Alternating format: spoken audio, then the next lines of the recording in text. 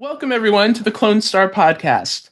I'm your host, Jodi Pickens, and today we've got a fantastic episode lined up. In this episode, we're diving deep into the complex and groundbreaking women characters of Star Trek Voyager. From the strong leadership of Captain Janeway to the fierce engineering genius of B'Elanna Torres and the emotional transformation of Seven of Nine, these women helped shape the series and the Star Trek universe at large. We'll also explore the darker side of the series, featuring characters like Seska and the Borg Queen, highlighting the full spectrum of women in power, conflict, and transformation. Now, joining me today are three amazing guests who are just as passionate about Voyager as I am. Well, I hope they are, at least. First up, we have Amy Imhoff, a creative and successful marketing professional with 17 years of progressive experience in digital media, partnerships, and event management. She is incredibly passionate about effective communication and uplifting diverse voices in STEAM. Amy is a featured writer, speaker, and host for science fiction media, feminist pop culture, and STEAM spaces. She also creates global aerospace industry connections through the legacy of Star Trek's vision of an inclusive future, working closely with Starfleet officers, industry creatives, and change makers. Thanks, Amy, for being here. Thank you so much for having me, Jodi. This is great. I'm so excited to be here with these other ladies. Yes. All right. Now, next up, we are joined by the infamous Giraffe. Infamous. You like that? I thought you'd like that. She's a passionate cosplayer, a podcaster with Strange New Pod and the upcoming Alternative Space, and lifelong Star Trek fan. With a background in education, the classics, and archaeology, she's lived and worked worldwide, bringing a unique multicultural lens to the fandoms. She champions fan creativity, explores sci-fi's impact, and highlights the contributions of Black fans through collecting and sharing fanzines. Fluent in multiple languages, she thrives in connecting with fans across cultures, sparking conversations on representation, storytelling, and fandom history. And as always, she's ready to boldly go wherever the fans are. Yay. Welcome, Giraffe. So happy for you to be here. Thank you for having me. Yes, of course. And last but certainly not least, we have Ellie Littlechild, a passionate voice in the worlds of Doctor Who and Star Trek. Ellie is a key and crucial member of the Trek culture and Who culture teams, bringing interviews, reviews, and lively discussions to fans everywhere. Raised on Doctor Who and never looking back, she later discovered Star Trek, and it was love at first warp. Now, proudly known as the ultimate Janeway superfan, Ellie dives deep into the sci-fi universe with enthusiasm, insight, and a whole lot of fun. Ellie, thanks for being here. Oh, thanks. Oh, I was listening to you guys' little bios there, and I was like, I just watch TV and like it. Well, we all do that at some level, right? Like that's kind of how this goes. I'm going to jump right in and kind of, play the caretaker and just thrust us right over to the Delta Quadrant and get going on this. So I thought we'd start off today just like a little bit of a big picture look at Star Trek Voyager. I think it's important to note as we go through and talk about each of these women characters that Voyager aired from 1995 to 2001. I think that's important and pertinent because I would normally say with a little bit of a grain of salt, but it may be more of a block of salt when you talk about the cultural influence of that era on TV and on female characters for the most part. So I think just a little caveat to consider as we talk through this show. But I think it's also important to talk about Voyager and the importance of strong female representation, not just for sci-fi or Trek, but for the television genre in general at that time. And I'm wondering what each of you might think about the importance of the series from that perspective.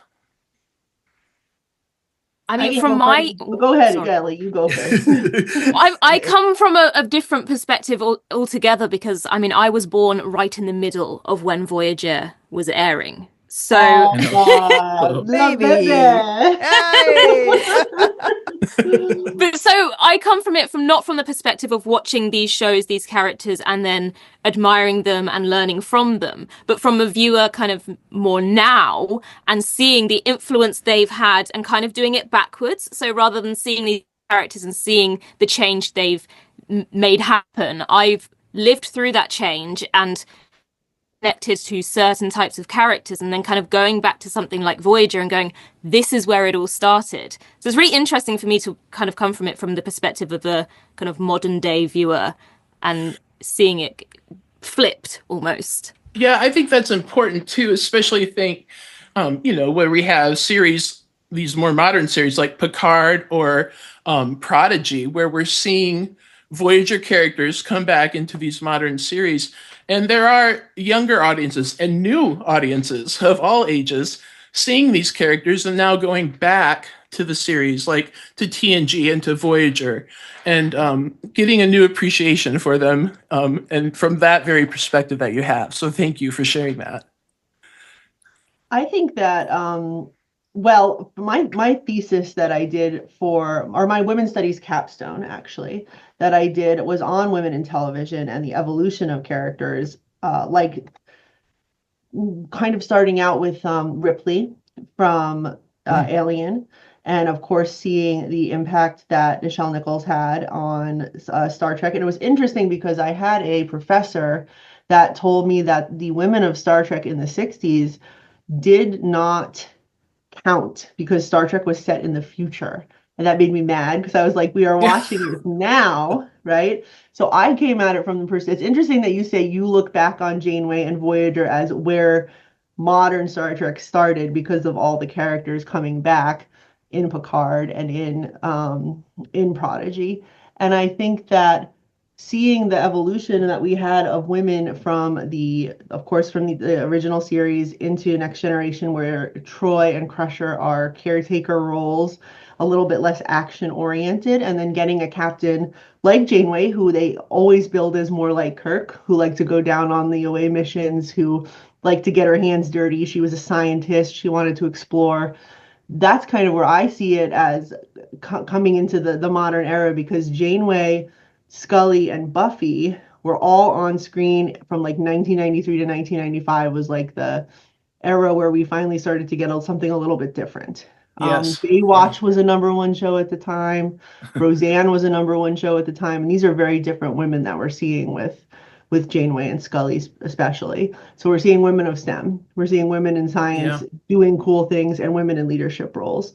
So it's definitely a nice growth from, sitting next to Picard and kind of being quiet most of the time, unless you had to be the, as Marina has called it, the weather girl, and say how someone she feels that somebody is feeling. I feel animosity. Janeway being the one who is on screen, make it so, engage, fire torpedoes. It was a very it's a clear line, that you can draw from Uhura and Ripley into Voyager. Yeah, and I agree. Go ahead. Yeah, and I wanted to say that I'm happy Ellie is here, because I also saw it very, like, not at the time, because release in Europe is really bad. It's very true. And we didn't get Voyager. I think Voyager season 3 showed up in France in like 2005 or something like that. Oh my gosh. It was all very not dated, but like, yeah.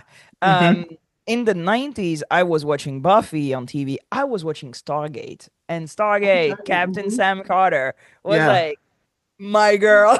That's how I ended up also in archaeology, if you couldn't tell. But yeah. But for me, I watched it, I don't know, in like the early 2000s-ish, 2010s. And not that it was dated to me, but yeah, it was not a new thing to see women in sci-fi for me. I find it cool. I liked Star Trek, so I was like, yeah. But I know that in the 90s, there were a lot of women in sci-fi. It was a new thing, right? But they were badass, and they were present, and they were lead. And I just didn't know that it was happening in Star Trek at the same time. Yeah. I'll be the resident dinosaur in the room then, because like I watched it as it aired, right? So I watched it as it aired. Okay, good. All right. I could have had. I just was, over there in Europe. I'll be the resident dinosaur. I'm okay with it. Okay. But I think everything you're saying totally resonates. But I think especially for me, I'm one of two daughters in our family, raised by very empowering parents who were like, whatever you set your mind to, you can do, even despite the world around you is not saying that there really are places for women at that time. And I think seeing Janeway just from that very first episode, just, take control and be that leader, it was quite empowering. And I think it was, like you all have said, it still resonates, despite the era that it was filmed in, right? But yeah, good. It's good. So what do you think about, we talked a little bit about this just in that last bit, but like the future female characters that we've seen in Trek, in other sci-fi, maybe even outside of sci-fi, do you feel like the leadership that was given through Voyager, or the strong female characters we've seen in Voyager, really had an impact outside of the show?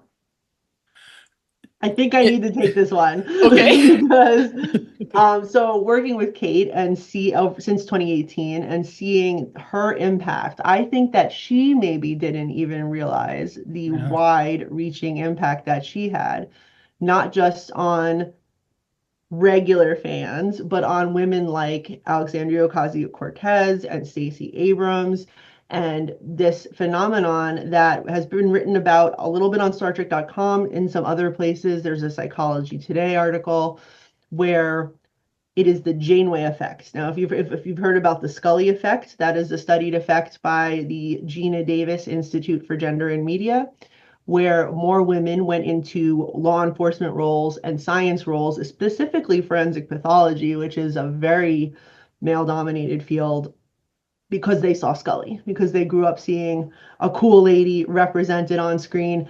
X-Files didn't start out mainstream, it started out cult, but then it got very mainstream as the show got more and more and more popular. And I'm sure it's because David and Jillian are super hot, and that did not hurt.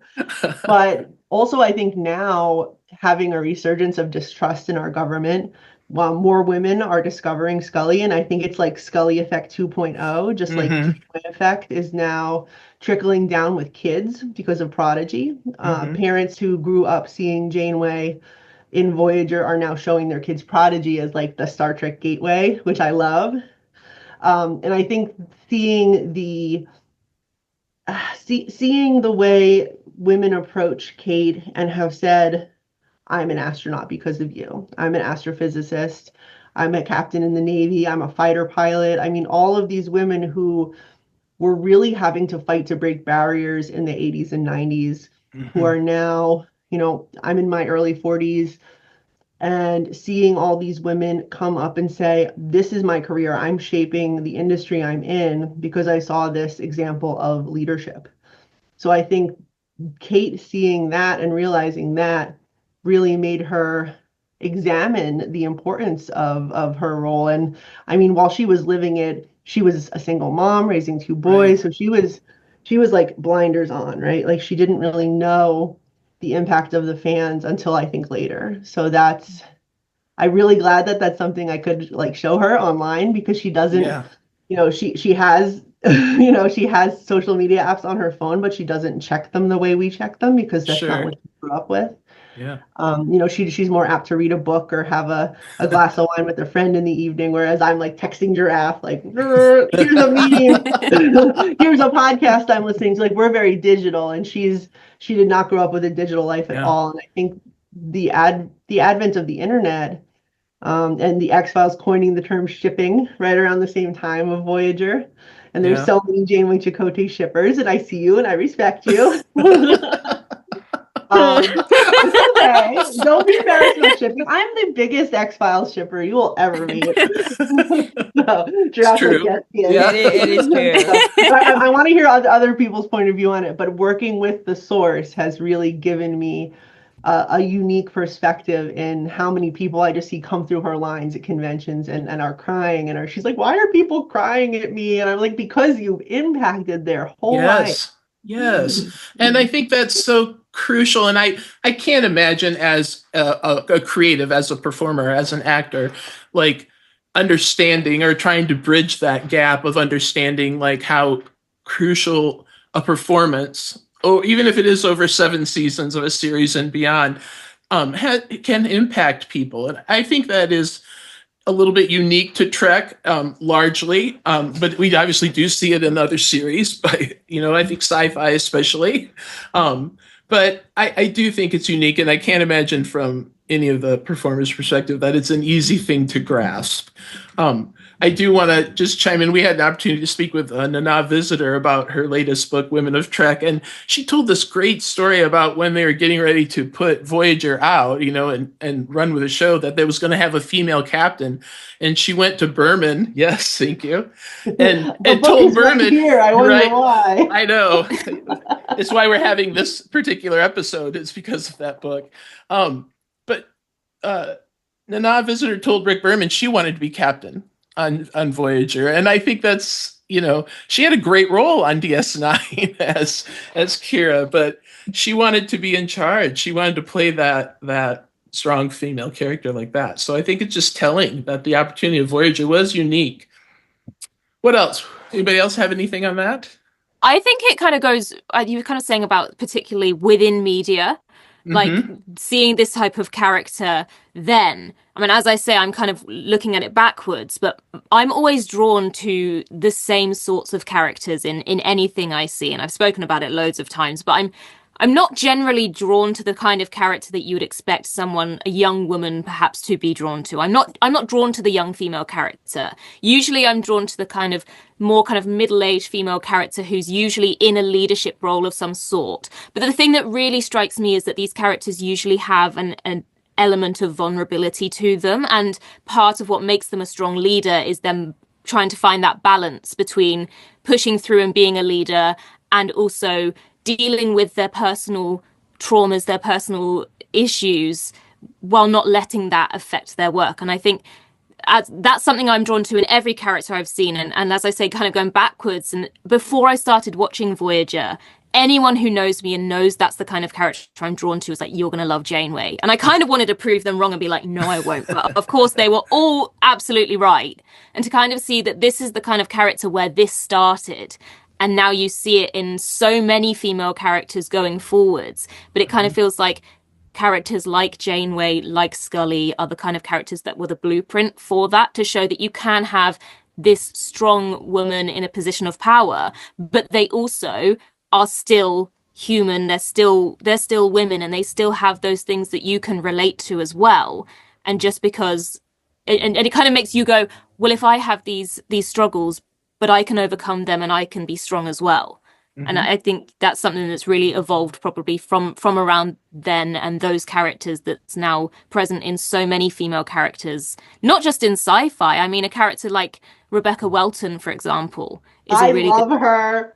I love her so much. She's from I feel like we're on the same wavelength. We're drawn to all the same characters. I mean, and I adore Hannah Waddingham because she just claims her physical presence the same way like Gwendolyn Christie does, which is, these are 6 foot tall plus women who are curvy and not afraid to wear their heels and be badasses. But yeah, I think that's something that we've seen develop, and that's where it started. I agree. I think that's so well put, and how it affected, some of these characters we see now. I mean, can you imagine like Hannah Waddingham playing a character in the late 90s? Like, it wouldn't have gone. It just wouldn't have flown back then. And I think you're right. It's about an impact, and then we have to grow, right? We have to learn and grow. That's the goal. And I think we did that with Voyager. I think it had big, far-reaching impact, personally to people, but also to the industry. Giraffe, did you get Voyager right? You did not get it right when it aired. You said it was like Oh no, 2000. no, no! We get it Yeah. like 10 years later 10 or years something. later. I mean, That's no, kind of there was like, crazy. it's all the thing about like UPN because like the way it was Yeah. released even in the US, like started a lot of different like rights, and I mean, it was not just TNG that was on TV and then you sell it like in a package to other country and then just air it. France love also to air things not in order. So it was really hard to follow stories because they were aired like whatever. That's crazy. Yeah. That messes up character development, I mean, Yes. that would drive me crazy. Because I think for French audience, like series that were built into an arc was something very new. We had like what is it, like The Bold and the Beautiful or stuff like this, where basically you can watch all the episodes like randomly. It's always kind of like patching same. together in some ways, like soap operas, right? Yeah, yeah. And when I think like series with arcs really became something that people started to consume in France. Even I think TOS was never released entirely. I saw some episode here and there. Same from TNG. It was on like different like paid channels, which I grew up not with paid channels. And I think the game really changed once we had access to the VHS. Because I am that old. Yes. I still have them in my rent closet. VHS. I had but my didn't whole have- wall of tapes that I was taping Star Trek. I off didn't even TV. have a VHS machine until very late because they were super expensive. Yeah. And I remember that I started like watching VHS like randomly, whichever I could find. And they were the Canadian version of French. So I did not understand everything. It was really weird. Same Yeah, then for Jara from DVDs. Women at Warp said that she would have her cousin tape them and mail them to her. She's Canadian, and she Yeah. lived in Vancouver Island, which was even more remote. Oh, yeah. And she's like, I would wait for my Star Trek tape in the mail. I was like, oh, I'm so sorry. So This the is way- dedication of fans right here, right? I mean, the you're way we committed to a consume- series. Yeah, the way we consume the things were like way off, way off. I think I started really watching Star Trek in order, in English, on my TV. I think after 2009. When I Wow. really went and were like, okay, I'm gonna sit down and actually watch these things in order and being able to understand understand English. Knowing English was really Yeah. a game changer for me because I was able to Sure. just go to the source and watch the thing. But yeah, no, I watched things very differently, and also I feel my vision of representation of like myself also very changed a lot because I'm biracial. I grew up in a very white city, very white. And I always said like I never saw myself as black until maybe I was way in my 20s, where I was like, wait a minute. And I feel that my in for Star Trek was also seeing a black woman. And I latched to this character a lot. And for me, I feel that I really got what people got when they saw Janeway in the 90s. I got it with Discovery. Mhm. I had to wait all that time for me to be like, oh my god, I'm sitting in the chair. Yeah. So my reading my reading of Voyager is a bit different because I saw it later. I saw it at a moment where I was also looking for myself, for my own identity and who I was as a woman, because I was in my 20s, in early 2000 was I? Yes. Telling on myself. Yeah. I left France at that moment. I was also a foreigner. I was living in different countries, and that was a moment for me where I was really like trying to understand who I was. Yeah. And I remember that for me, as much as Janeway was super cool and badass and like launching 5 bazillion for torpedoes and so ton torpedoes, and I was like, yeah, burn it down. A character that actually was really fascinating to me and kind of set me back personally, but we'll talk about that later, was Belana Torres. Oh yeah. But I know we're gonna talk about. We'll get there. We'll get to her. So I'll get there later. I So know my take is that I don't have a take. You have a take. You have a very, and I think it's important because when you're talking about Janeway, I always think about Michael Burnham from Discovery because I'm not sure we could have had Discovery without Voyager, and I mean, because it really just. We couldn't have Discovery without '09. We couldn't have Discovery without all the media that came before. Absolutely. Without Guinan, without it. I feel Discovery would have happened anyway, because even if Star Trek, sure, is a lead on this, it's also the zeitgeist. I mean, it's our society that makes Star Trek. So I think we already arrived at a point where they were like, hey, you know what? What about having a black woman? We didn't have those since TNG. Right. Since Guinan, literally. Yes. I mean, DS9, but not a main cast. I mean, no. not a crew, a bridge crew, right? Right. And they were like, maybe we should go back to this. Let's see what black women are up to nowadays. Are they in the future? Do they exist there? Let's see. Yes, and they run the world, and we're all better off for it. So that's good, right? Yes. No, I agree, and I think we were long overdue for Discovery by far. But we got some powerful women in the Trek world. Well, so I'm just going to jump right in, and we'll focus right way off with our captain, Captain Janeway. Definitely. Broke some barriers and set some new ground rules, I think, for women on TV. But I'm wondering if you want to talk a little bit about her leadership style as a character on the series, and and how the portrayal of positions of power for women, how that her role that character contributed to that.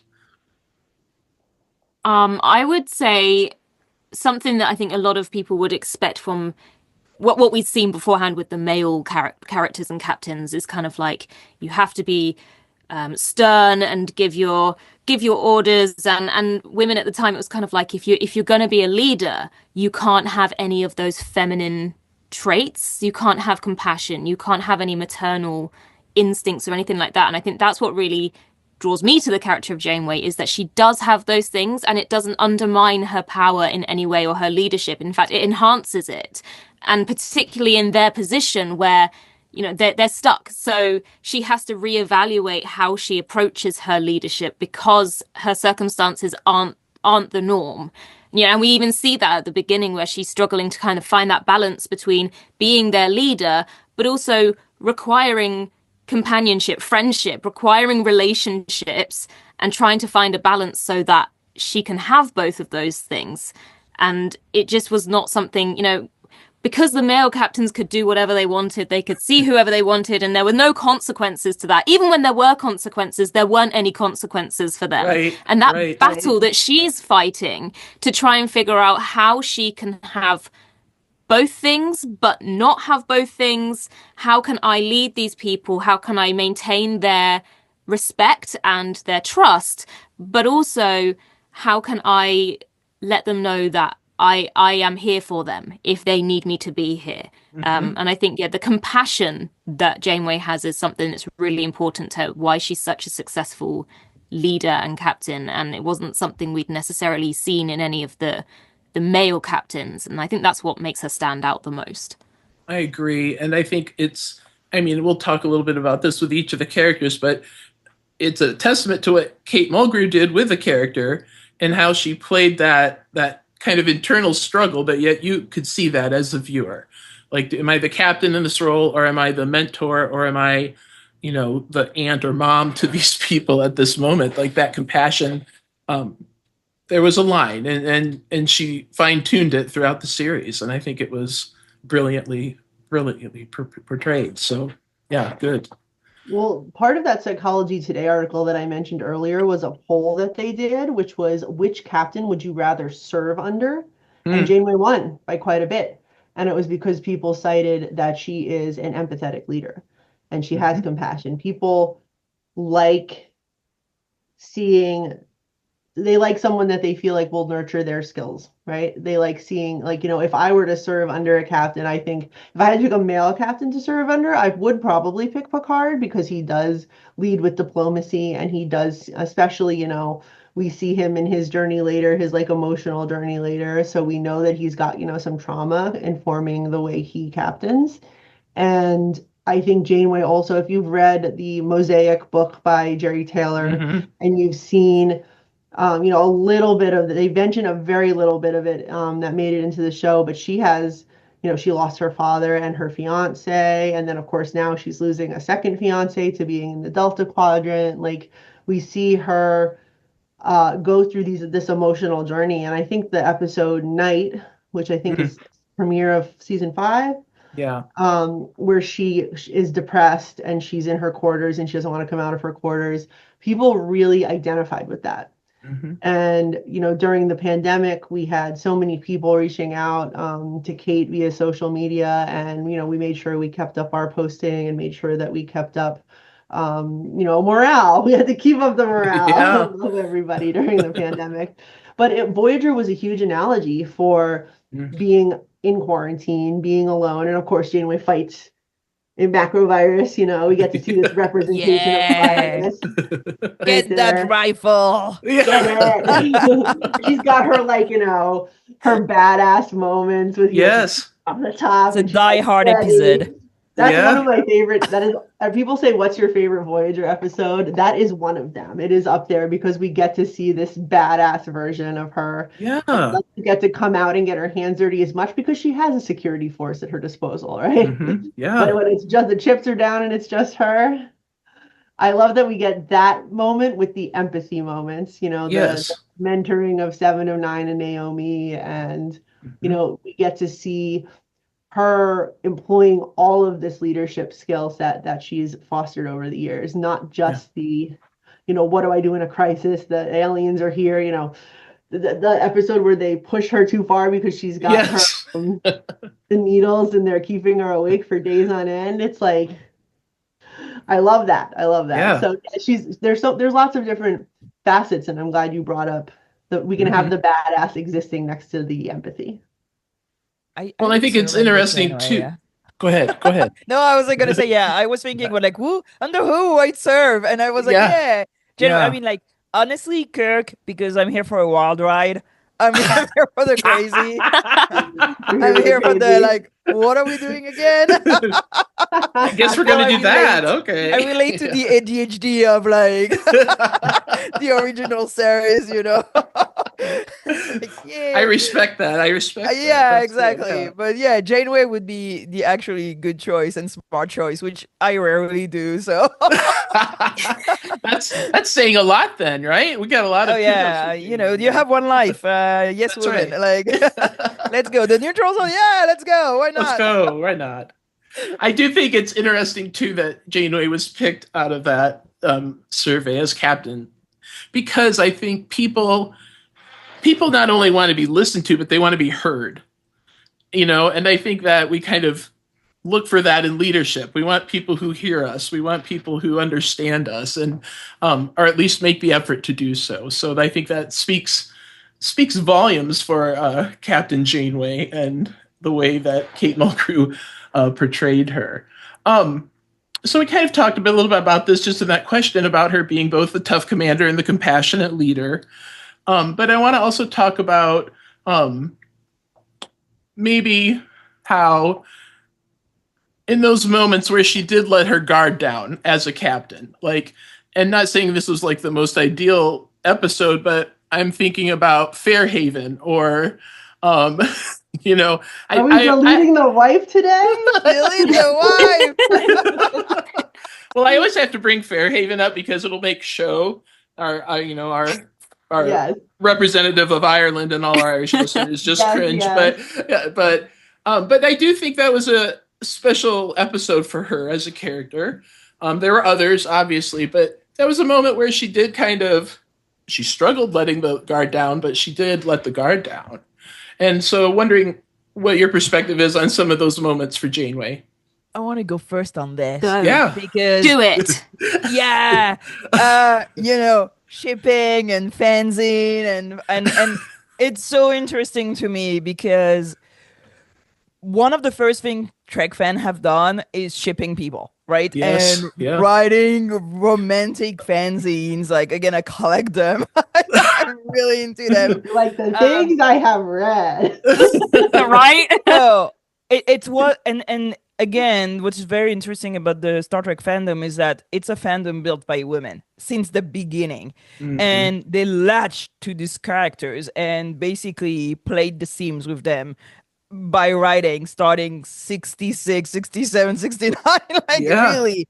And the creativity of the fan was always around this interpersonal relationship. Like, sure, there was some fanzine about pew pew and like going into adventure, but it was always about like the polycule and who was with who. And Voyager gave such a trope of fanzine from the beginning, like, oh, you're stranded away and you're alone. And it's getting cold. And it's like the 101 of like writing fan fiction. And you went in the hotel and there was only one man. Oh, there's only one man, and it's getting so cold. I mean, so I mean, even TOS has episodes like this. Like, that's why there's so many caves in Star Trek, right? The only explanation. Right. And I feel that what's very interesting is that they made the choice that Janeway would not have any relationship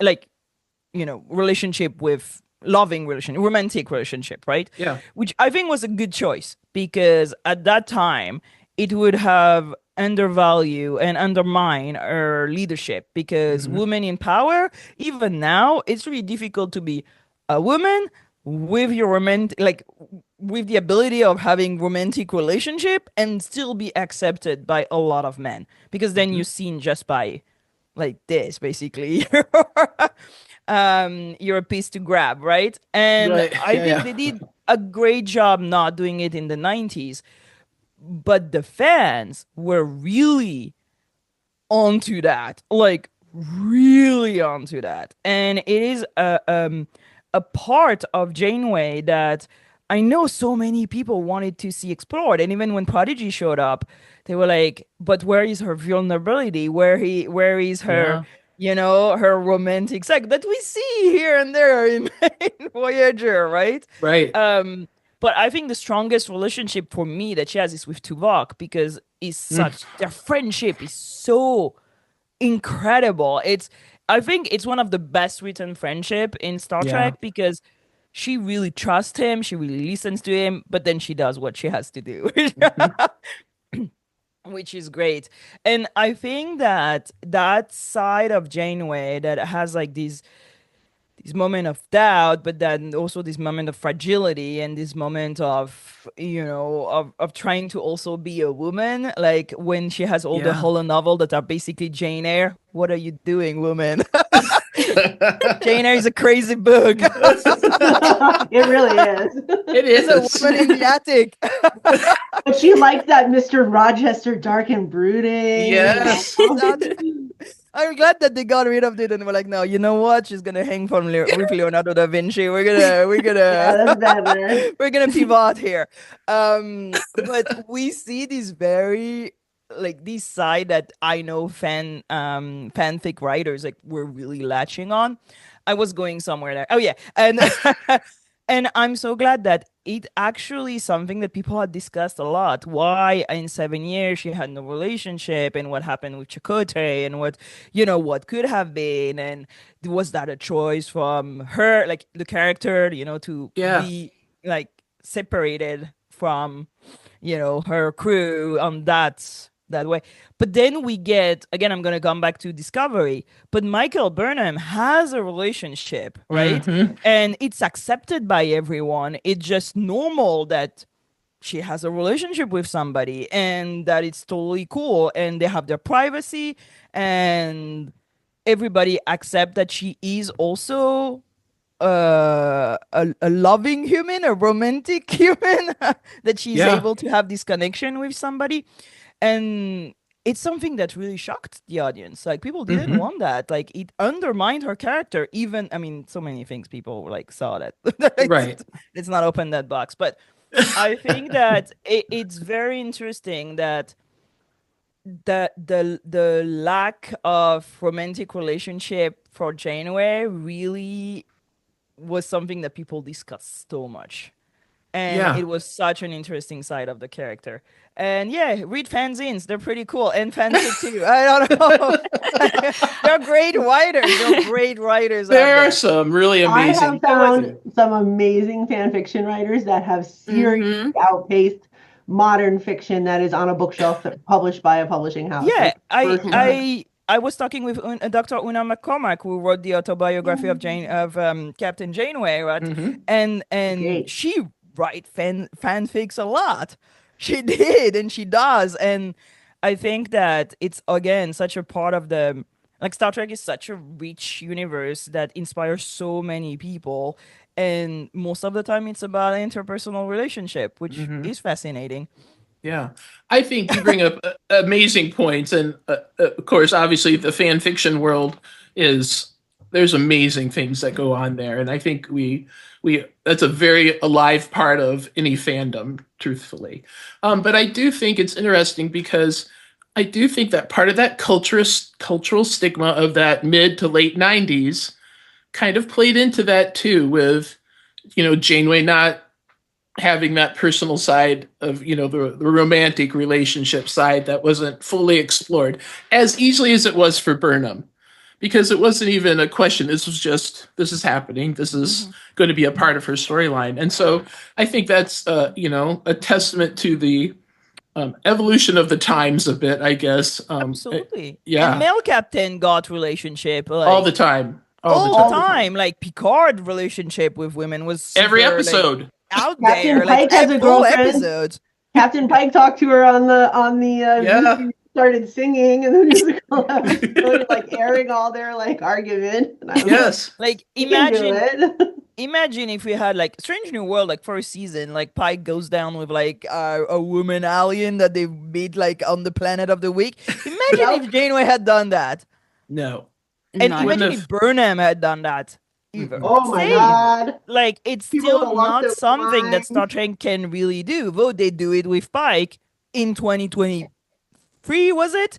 But it would still be totally like not accepted from a woman captain. So there's still ways to go. There's a long bridge to gap. Absolutely. Well, absolutely. One of the things I have talked about with the actresses, especially with Nana, is that idea of feminist agency, of who in Star Trek, this was of course before the modern era, where who has the most feminist agency, which is the ability to determine your own fate, make your own choices, and also have freedoms in all areas, including sexual freedom.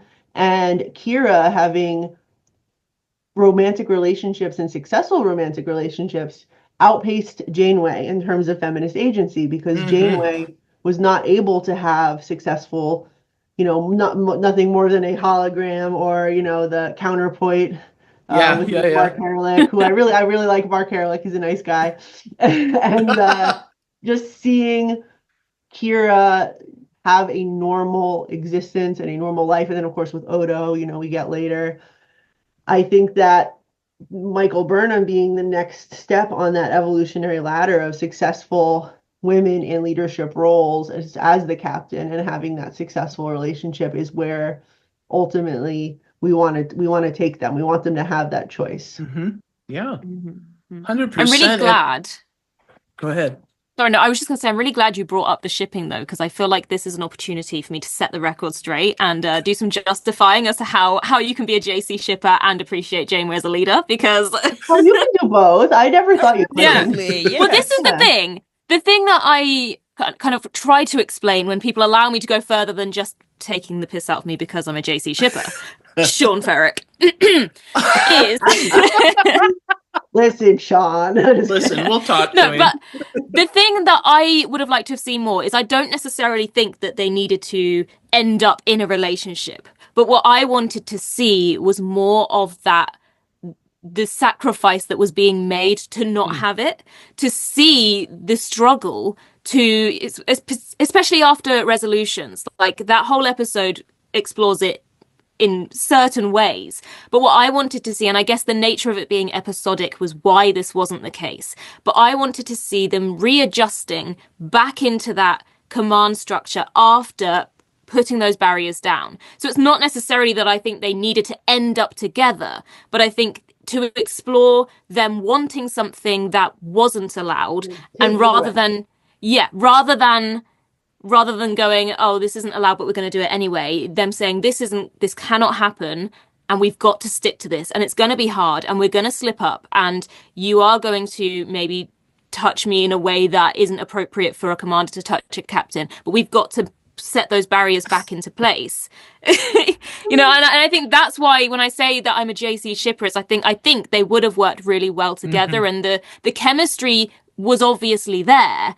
But if they weren't going to end up together, I still think it would have been interesting to see two people who clearly have deep feelings for each other not allowing themselves to go there because it's for the greater good in the long run. That's what I mean when I say I'm a JC shipper. I like the potential of what it could have opened up in terms of character development and exploration that we didn't see. Because what happened with resolutions is they toy with this, right? We think, oh, if they're going to be left here, they're going to be together. And then they get transported back up to Voyager, and it's never addressed again. It's like never mentioned again. They mentioned a little in the Shattered in the very last, it's like the third from the end. They mention it again, which I mean, I like Shattered. I think it's a really cool episode. And I also like that they sort of addressed it. But I am all for, once they get back to Earth, I think if they wanted to, but of course they had to do the stupid 7 of 9 thing, which was obviously nobody liked. Nobody. In fact, if I can find somebody to edit that out of the final few episodes, I'd be a lot happier. Right? I would be down. I like how Prodigy Dal is just like all of us being like, are they together? Yeah. I was like, yes. Yes. One of us finally, right there. Yeah. That's good. It's like everyone knows except for them two. Yes. Everyone can see it except for them two. It's like you just want to bang their heads together and go, Even come the on. kids know. Do you think, though, that brings up a good point, but do you think, though, that the crew of Voyager saw that in Chakotay and Janeway? They were just like, come on. Yeah. Right? Well, if we go back to fan fiction, in any fan fiction you read, everyone knows apart from those two. Right. Yeah. Absolutely. Yeah. I kind of always... I wanted to add something about also because we're talking about DS9, and it's true that I always put DS9 kind of on the side because DS9 is such a bubble of incredible things happening. Like we have Cisco, who is a single parent. Imagine having a woman single parent in Star Trek. It's something like motherhood. Dr. Crusher? Dr. Crusher. You have Beverly Crusher, but not a she's not a captain. Oh yeah, only one, yeah. But as a captain, imagine motherhood for Janeway is another thing that was kind of put on the side for the situation. But she had the baby salamanders. You can't forget about the threshold babies. You the can't. lizard babies. They left there. I'm waiting for I'm waiting for the Prodigy episode where they come back for revenge. But they're very prominent in lower decks. We have Anthony and the lower decks. Come on, that was fantastic. It also tells you that motherhood, a real exploration of motherhood, is something that modern Trek has not done so much also and has not come back to. We have Beverly Crusher, and in Picard, I would say it's kind of not great how they explore motherhood, because in the end it's Raffi. all of what they are. they're just mothers in the end of the Right. day, and I'm just like, ooh. But it's another thing that I know, for Janeway, there was a lot of if there's a relationship, would there be children? Would she be a mother? Is she a mother of all the crew? She's the mother of all the crew, But so it's also a point as a woman that is in Star Trek, I think, missing a lot. Yes, agree. Yeah, I agree. absolutely. I think it's interesting too because so many people, women especially, look at Janeway and idolize that, see something of themselves in her. But there was that mentality kind of through the late 80s and 90s where, women were kind of asked to just do it all, have the career, have the family, be the homemaker, be the mother. That was a big part of that era.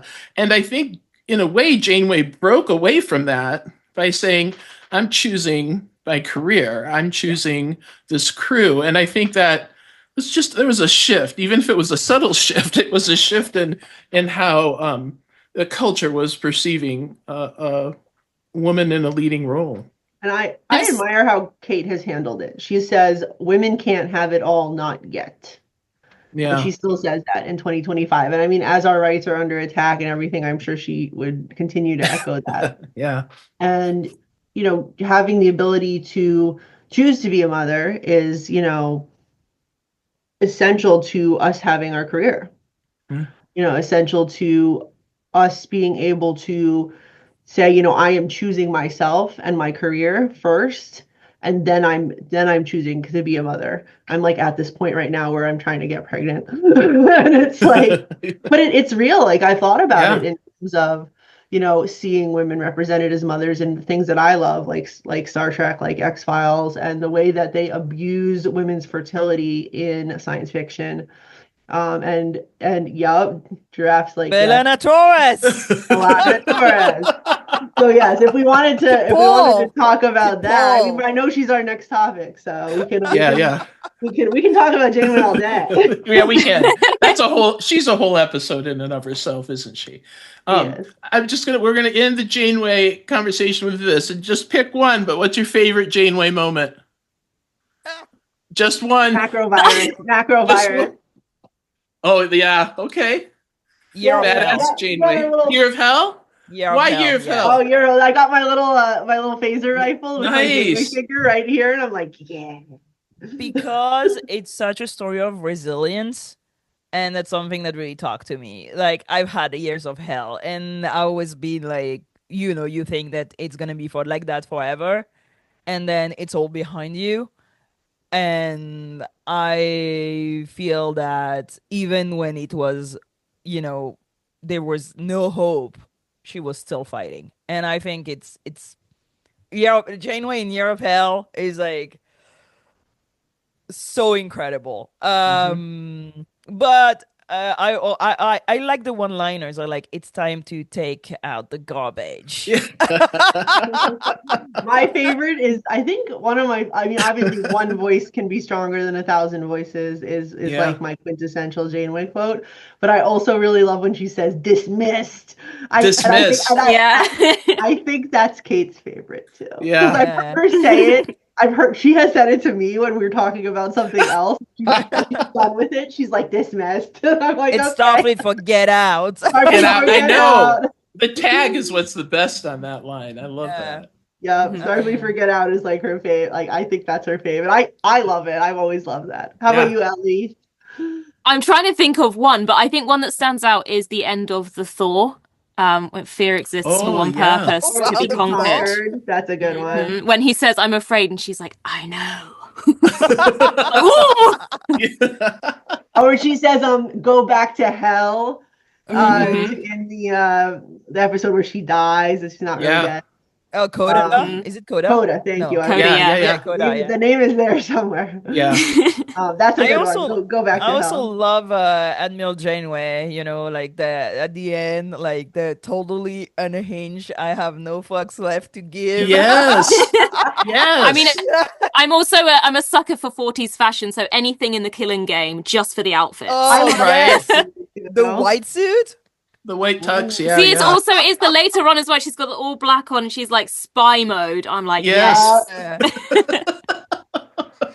That's great. All great moments. Too many, right, with our captain.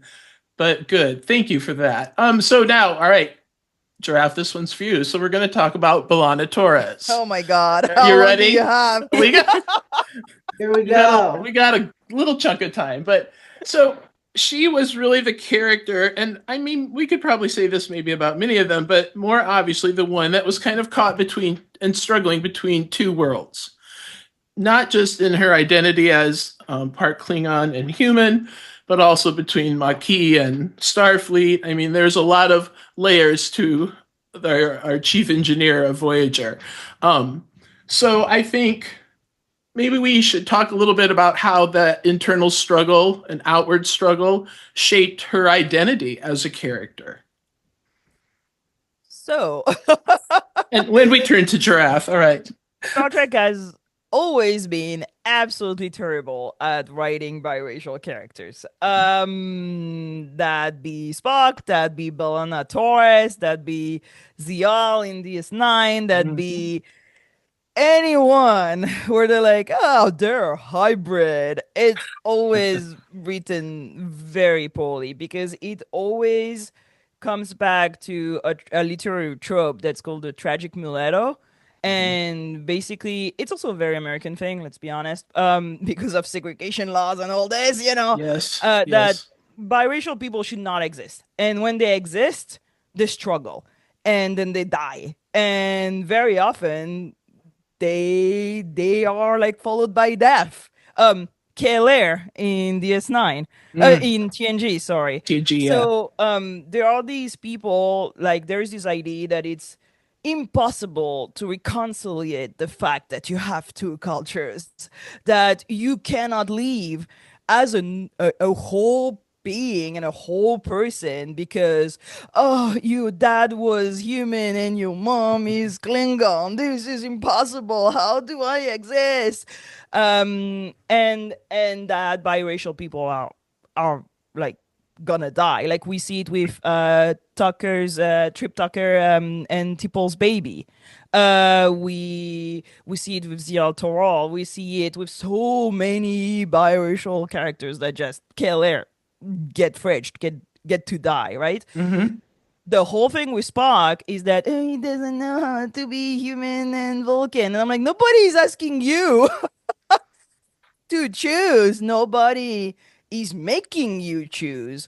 You can be both. And there's always this like, oh, I'm half this and half that. You're not half and half. You just are, right? And the thing with B'Elanna Torres is that I watch Faces at a moment where I was looking for myself a lot, because the problem with being biracial is that there's not a lot of people like sharing the same mix than you are. Right. It's not like one identity, right? And the cultural aspect of being biracial is most probably one of like what people are trying to tell you that you cannot deal with that you have to make a choice because we like having people in boxes and it's hard for people to be, oh, but you're two things at the same time. Nah, I want you to be one thing. Just choose. And like that, I know in which box I can put you. And so there's this constant like external pressure to make you conform to something that people can understand, right? And act from that, like, oh, she's going to react like that because she's a Klingon. And you see it over and over again in Voyager. Oh, she's angry because she's a Klingon. No, she's angry because like you're pissing her off. That's really different. Yeah. And the whole thing of cutting people in half is something that Star Trek needs to stop doing. Please. It's not two sides of a coin. It's not two sides of a coin. Like I always say, if you cut me in half, I'm dead. You don't have two of me. I just don't exist. Right? Like right, because you're human. You're still a person. And the problem is that they make culture into something genetic. And your culture, it is not your DNA. If you take out of me somehow all my African DNA, I will still be how I was educated informs how I act, not my DNA. And those are very, very, very dangerous rhetorics to say that your DNA informs your culture, how you act, how you see the world, how you interact with people. I am a product of my parents' education, of my friends' interaction, of my own experience in life. I am not my DNA. And the problem with Bellona Torres is that it was at a time where they wanted to explore the more power to them. But it's also something that informed how I was seeing myself, that I was supposed to hate a part of me. That I would be happier if I was not this way, that I was supposed to have that constant internal struggle that I was supposed to choose. And it took me a long time to actually realize that Faces was fucked up. It is a fucked up episode on so many levels because there's also racial cliche with the Klingons. Yeah. Like, let's not forget that Klingons were a racial cliche in the 60s. Yes. And that involved to a thing like, oh, they're always angry and they're always mean because that's in their DNA. They can't be anything else. And I'm like, no, nobody is like that because of what's written in their cells. It is a product of your society. And Klingon culture is very brutal culture. Absolutely. It makes angry people. Absolutely. I accept that. But then B'Elanna didn't grow up like that. So why is her half Klingon part when it becomes a whole person just totally unhinged? Like, there are so many things in B'Elanna Torres that could have been really helpful for fans. She is one of the lone Latina in Star Trek, right? And they made her Klingon too. And I was like, too bad. You were so close. and she is also an engineer. She is a woman in STEM, right? She is absolute badass. But then she tries to kill her child because she's too Klingon. And you're just like, oh my God. Why? Like, I watched back this episode and I'm so shocked by the choices that were made. Again, because it's so easy to see hybrids like that. It's a good conflict. It makes for good stories. But it's also made for a lot of fans, like being integrating that they should not be existing. And I mean, Spock was better written in TOS than B'Elanna Torres was in Voyager. And we go back to Strange New World. That does the same exact thing with cutting Spock in half, making him human, making him unable to remember his Vulcan education, like it's part of his DNA. This whole like conflict of you cannot be plural is something that Star Trek needs to stop doing.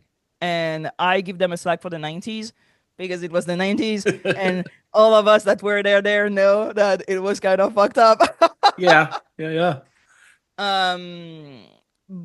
But I am, as much as I like B'Elanna as a character, like in Blood Fever, she's so insane. She's so great. Like, all the moment where she saves the ship and she's so smart and she's like, what particles?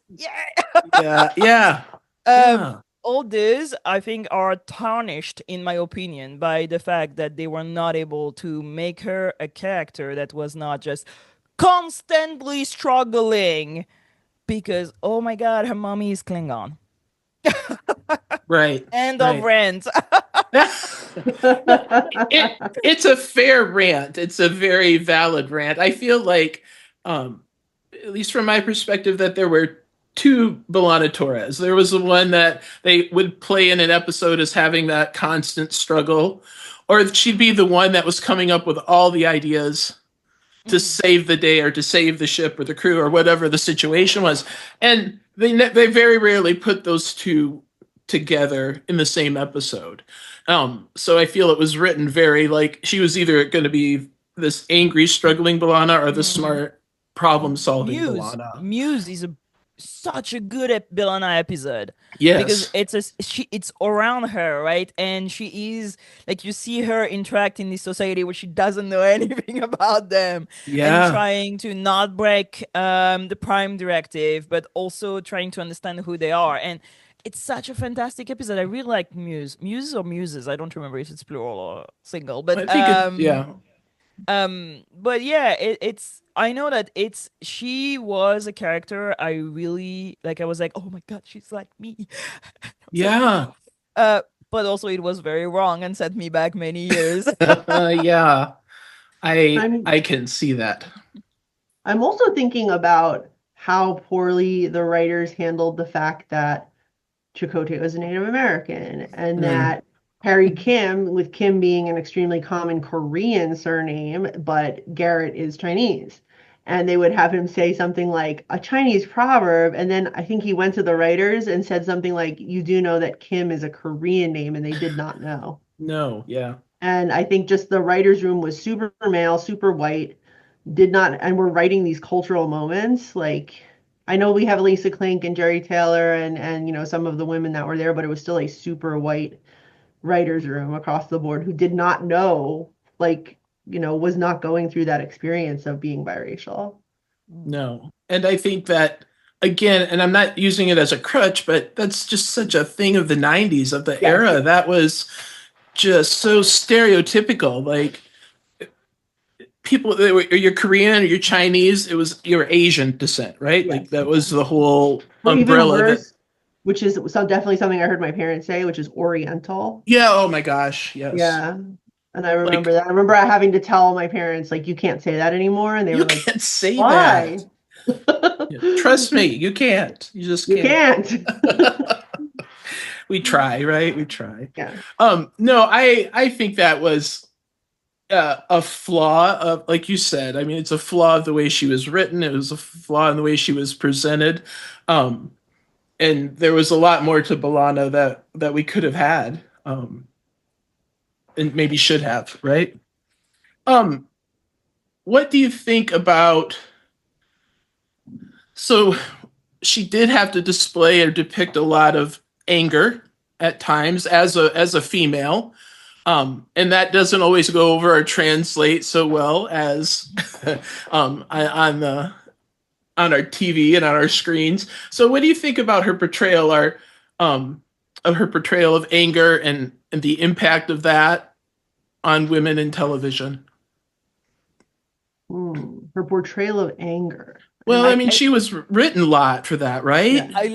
I love her angry. Like, you know what? Because, okay, I cannot be angry. Because if I'm angry, I'm the angry black woman. So I have to not be angry. And anger is good. And one of the things that anger is good. It's good. Be angry. Like, if something is bad, be angry. And I think I'm too French for that. Like, we're taught to be angry if something is wrong, burn the things down. Like, go. See, I'm the opposite. I'm too British. We just smile and nod and say, that's okay. And that's how we have universal health care, people. Yes. You win the prize. You don't light things on fire, nothing changes. we get angry. And one of the things that shocked me when I came to the US, it's how anger is not accepted at all. No. And is also portrayed in the fact like you just yell and you just like, and I'm like, being angry is not necessarily being unhinged. Being angry is not necessarily being unruly. Being angry is like a reaction to unfairness and to changes that needs to happen, and being, putting out there the fact that you do not accept something. And I feel that I like that B'Elanna gets angry. It's too bad that it's linked to her being a Klingon, and it's a bit like, oh, she's angry because she's a black woman. It's kind of like the thing. But I think it's important to have people who put very strong boundaries on things. Again, I love Blood Fever because I love Vulcans. You can tell. And Romulans. And Romulans, but because they are the angry Vulcans, see? Right. But I like the fact that she has a street. No, absolutely not. And I will kick your ass also if you continue. And she does kick his ass. So I like that. I recognize in B'Elanna, do not fuck with me attitude, which I like to embody also. It's too bad that people read her as like, she's angry because she's a Klingon, which is something that still a lot of people do. Like, you're angry because you're black, and it's too bad. Because you know what? Polite women seldom make history, and I think we're also at a time where people need to get angry. Hey! Yes. This is on my bookshelf right behind my desk, so I see it every time I turn around in my chair, and it says, well-behaved women rarely make history. I think it's a time where people should see like a power in anger and also a virtue in anger, especially women being angry. When are women are gonna get angry? We should get angry. Like, this is like waves proudly at everything around me. When are we gonna be mad at the fact that we cannot, decide for our own body, that we can't have it all? And I like B'Elanna's anger. I'm sad that it went into maybe not the right ears. And I would like to see more I mean, Beckett Mariner is an angry character. Right, yeah. And now she reads totally different. She reads like somebody like, you know what? Yeah, she's right to be angry. Like, Starfleet is fucked up. Like, what they're doing is not right. And she is angry. We see angry characters in DS9. Kira is an angry character. She has anger. She has like boundaries, and she's done with things. And I think it's important that we have these women on I do too. On TV. I do too, and I think it was such a departure, wasn't it, for the time? And you didn't see that in other shows. No, at all. I have some thoughts on this, Jodi. Okay, good. For some reason, I knew you might. Yeah. So I'm a woman on the internet with an opinion. I'm a woman on a podcast with an opinion. I know. We're going to be two women on a podcast with an opinion. God forbid, more than one. So I have been doxxed. I have been censured in various ways. I have been told by people in my industry, in other industries I've moved through before I started my own business, that I cannot be angry, that I cannot express that anger when something is unfair. And let me tell you, I am going to invoke our patron saint of emotional lyrics, Taylor Swift, because she performed from the Tortured Poets department in the Eras tour. She added it in to the second leg of the tour, and I was very fortunate to see her in France on the first night of performance. I know, right? And the thing that she said, right, and she didn't say it at any subsequent show, but I love that it was at mine, which is, she said, "Did you enjoy the new edition of the Tortured Poets department, or as I call it, Female Rage, the musical?" Nice. Because the Who's Afraid of Little Old Me is, it's got all this imagery where women were reviled and hung as witches, and it says, I leap from the gallows and I levitate down the street. It has this like witchcraft imagery of how angry women or women with an opinion were treated we're still treated like that, except it's the court of public opinion and it's being, canceled. And I definitely think some people should be canceled. That's a whole nother story. But women being that's another podcast. But women being angry, that should not be something that you're canceled for, because usually if a woman is angry and she says something about it, it means that there has been a long history of offenses and now she is finally reacting. And maybe it's a bit of an outsized reaction sometimes, I think, when you finally let that steam off. And yeah, I've gotten very angry and irritated with people in my life who have and in the fandom who have come at me, come at me, come at me. I don't say anything. I don't say anything. I don't say anything. And then I'm done. And once I'm done, there's kind of an explosion. And it's like you shouldn't push a patient, tolerant person to their limit, because then it's all over for you. And I feel like we don't just see that with B'Elanna. We see that across, like you said, Kira is an angry character. Beckett is an angry character. Beckett Mariner is an angry character. And, you see B'Elanna being pushed to her limits. You see Janeway being tested on and getting pushed to her limit. She's like, we are going right for the binary stars. I'm flying this ship into a star. That is how Thelma and Louise, everyone. Yes. I know. If people were hiding and experimenting on us, we would also wish to drive them into a star. Literally, we say, launch them into the sun. That's like a phrase, right? Yeah. Get in the bin is one of my favorite, like, British phrases. Get in the bin.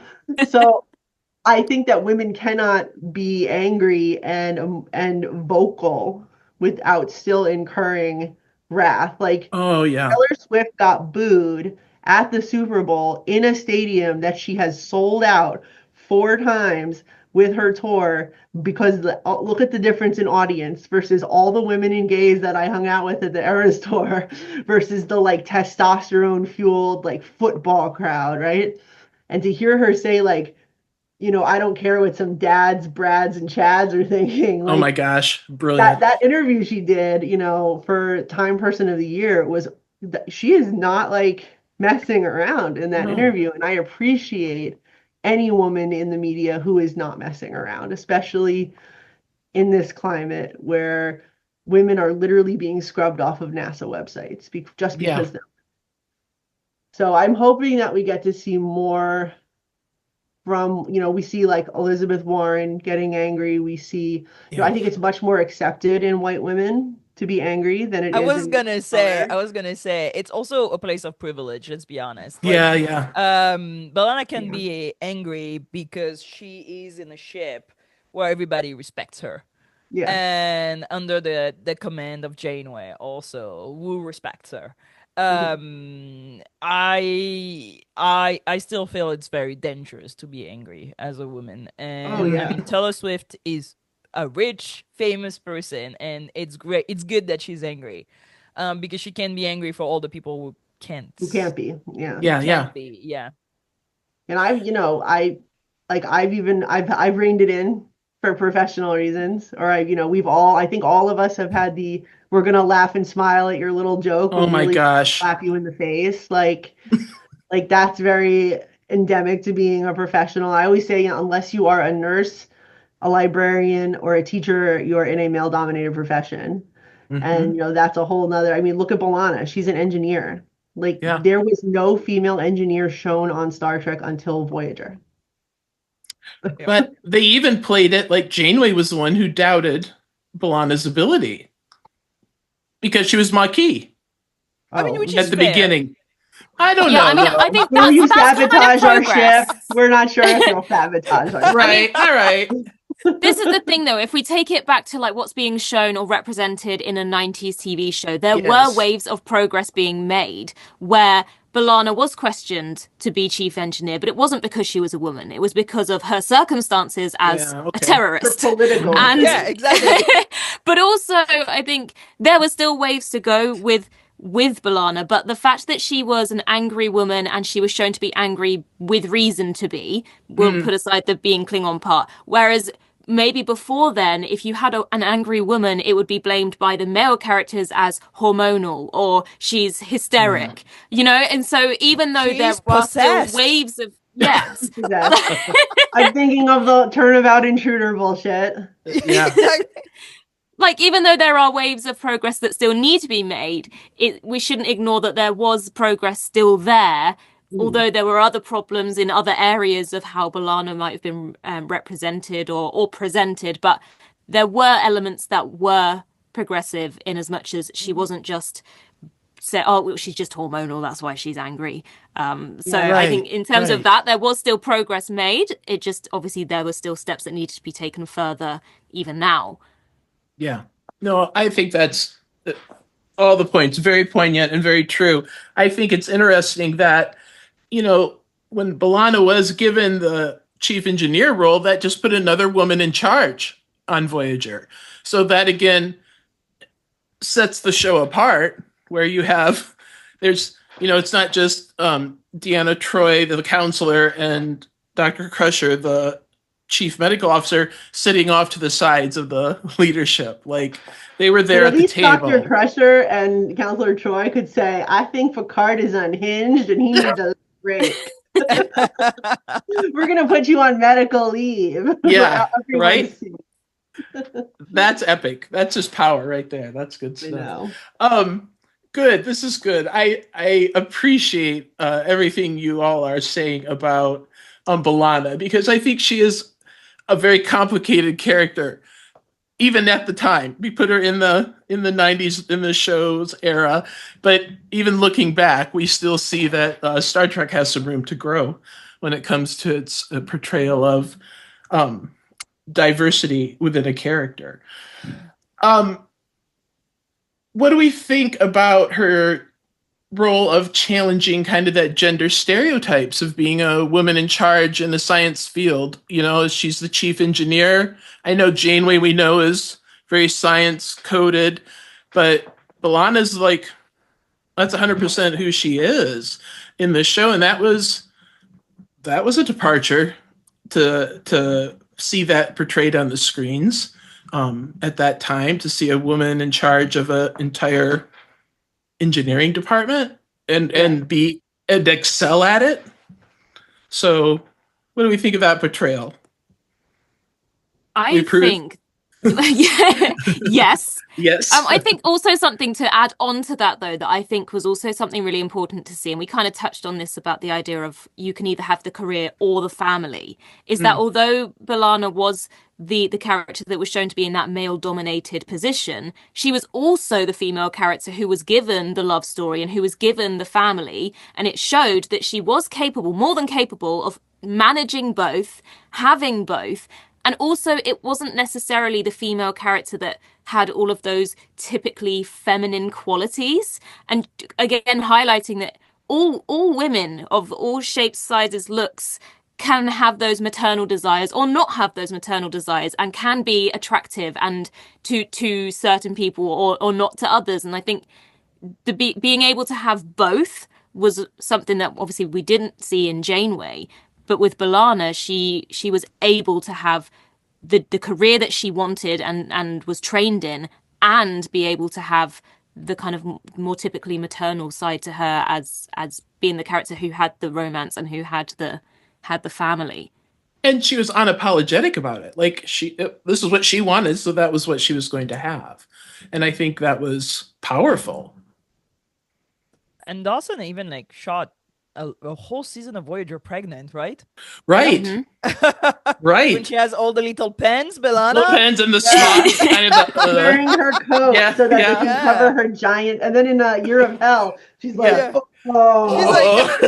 She's like, this is a real, it feels very real. Because the actress herself, she moved on to be a very successful director. I mean, she directed some of the best episode of Foundation. If you have not watched that show, I was just gonna bring up Foundation. Yeah, it has a lot of badass women of color in it. Mm-hmm. Yeah, and she's the one in the episode who's like, you know what we're gonna do? We're gonna put Lee Pace naked, and I was like, yes, thank you, girl. Good job. That's what a female director is here for. You want some female gays? Give us the female gays. Give me the honey pot. Sorry, sideways. It's true though. I would have brought it up if you had it. I mean, and it's a thing that we've seen a lot, with also having more women director in Star Trek, is that we started to have these hot guys. I was like, yay, let's go. Harry Bradaway as a Romulan? Give me more. Oh, I love it. It's true though. I think there is that perspective that's important, and we've seen it grow and expand with time. I mean, as we said about everything, we always want more, right? We want more of Well, B'Elanna females. also doesn't take Tom's shit, which I really appreciate. Yes. Like it's also in Scientific Method, I think, when he shows up in the tube, he like beams into one of the like Jeffrey's tube areas and he's holding roses and he's like, it's Valentine's Day on Earth and this is the custom of flowers and chocolate. And she's like, so you couldn't be original and think of something else? Here's my red roses. Like, oh, so cliche, Tom. I love that. She's always like keeping him on his toes and making him, think like maybe I should, be a little innovative, be a little different. This is not your typical lady. Work for that woman, Tom. Let's go. Exactly. He's got to try harder. Doesn't he? Try harder. True. So I'm gonna ask, like I did with Janeway, what's your favorite B'Elanna moment from Voyager?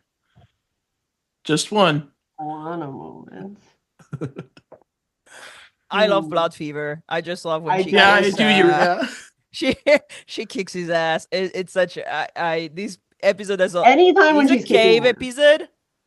Mm-hmm. And no, I like Blood Fever a lot. Barge of the Dead also is a I good I literally Googled it. I was like, is Barge of the Dead written by a woman? And I brought up this Trek radio article that Jara wrote because she as the Trekkie feminist, she watched every single episode of Star Trek, bless her, up until that point and rated it on whether it passed the Bechdel test. Oh, wow. So she also wrote down every single episode written by a woman. And I was like, I wonder if Barge of the Dead was written by a woman. I don't think so. But I don't think so. I'd be Blood surprised. Fever was. I'm looking right here. Blood Fever was written by makes Lisa sense. Klink. Written by Lisa Klink, yeah. Day of Honor was written by Jerry Taylor. Scientific Method, Lisa Klink. Like all of these are ones that are like very female driven are frequently written by Jerry and Lisa. You got a couple more at the end, co-written by Phyllis Strong and Robin Berger, who wrote Live Fast and Prosper, which I like. Yeah. Oh, I love this one. Good one, right? So I feel like Wish Voyager. Yeah, right? The Wish Voyager, yeah. I like Day of Honor. I think she's really good in Day of Honor. That might be a favorite one also. Or they have to eject the warp core and she's like, I'm having a really bad day and now I'm Yes. space. That episode really kind of showed us all sides of B'Elanna. Yes. That episode. I like that episode. That's a good one. Yeah. What about you? Also, Ellie? I'm trying to think, is it called Prototype? Where they find the kind of a drone of some sort, like floating in space, and they save him, and he kind of manipulates her to help him, and she's like, I'm not doing that. I'm not gonna do that. That's a good B'Elanna episode as well. Which is the one where the probe, she's like trying to disarm the probe? Oh, yeah. It's like a warhead. Is it called Warhead?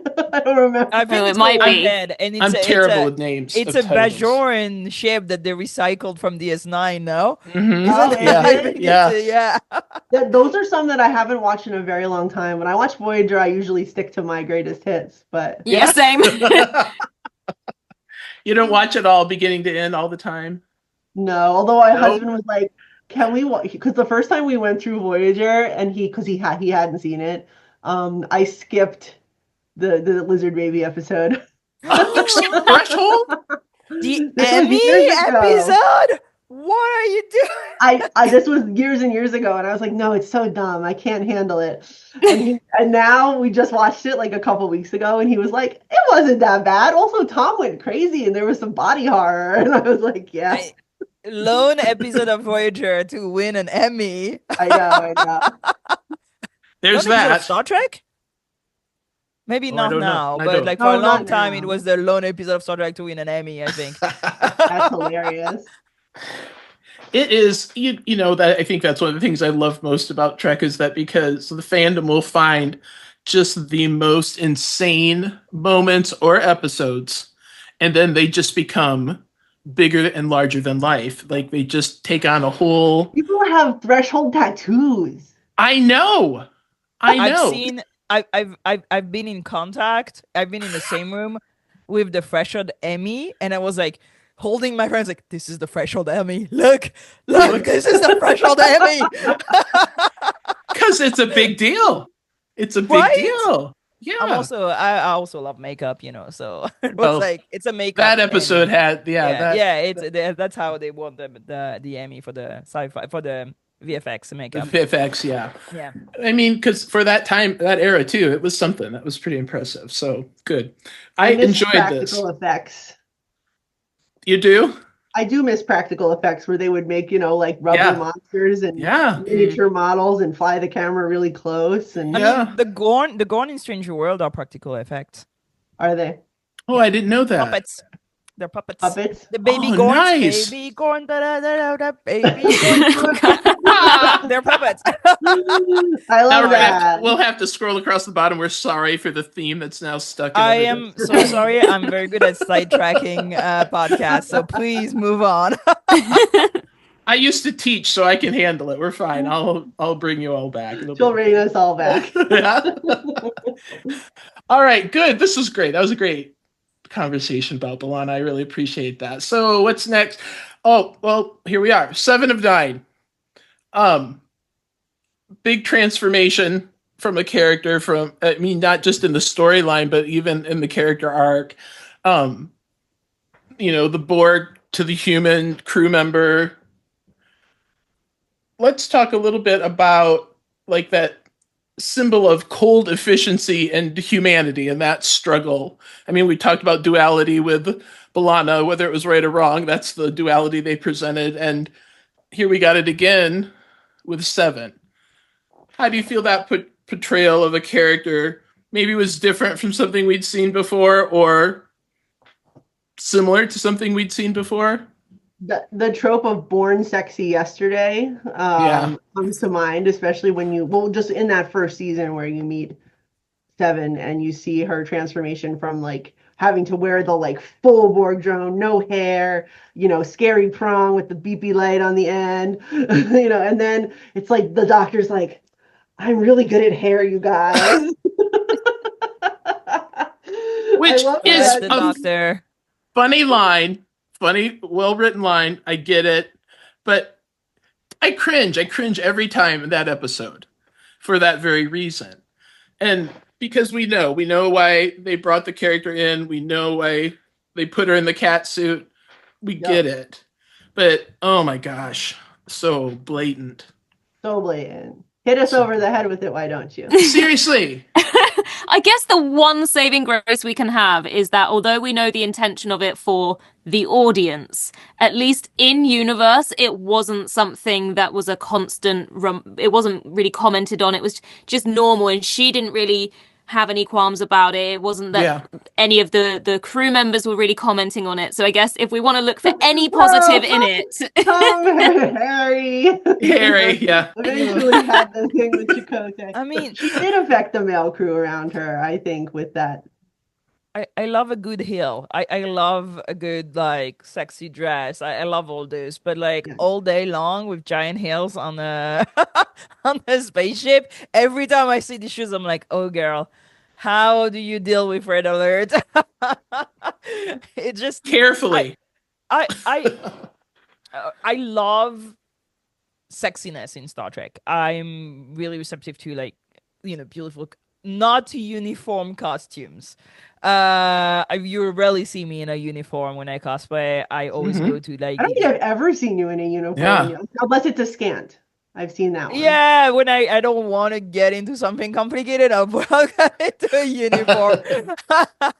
But usually I have prosthetics or like something like on. But I love the non-uniform costumes in Star Trek because usually they tell in-universe story that for me is always so fascinating, and I like being sexy. I like being in a nice dress and all this.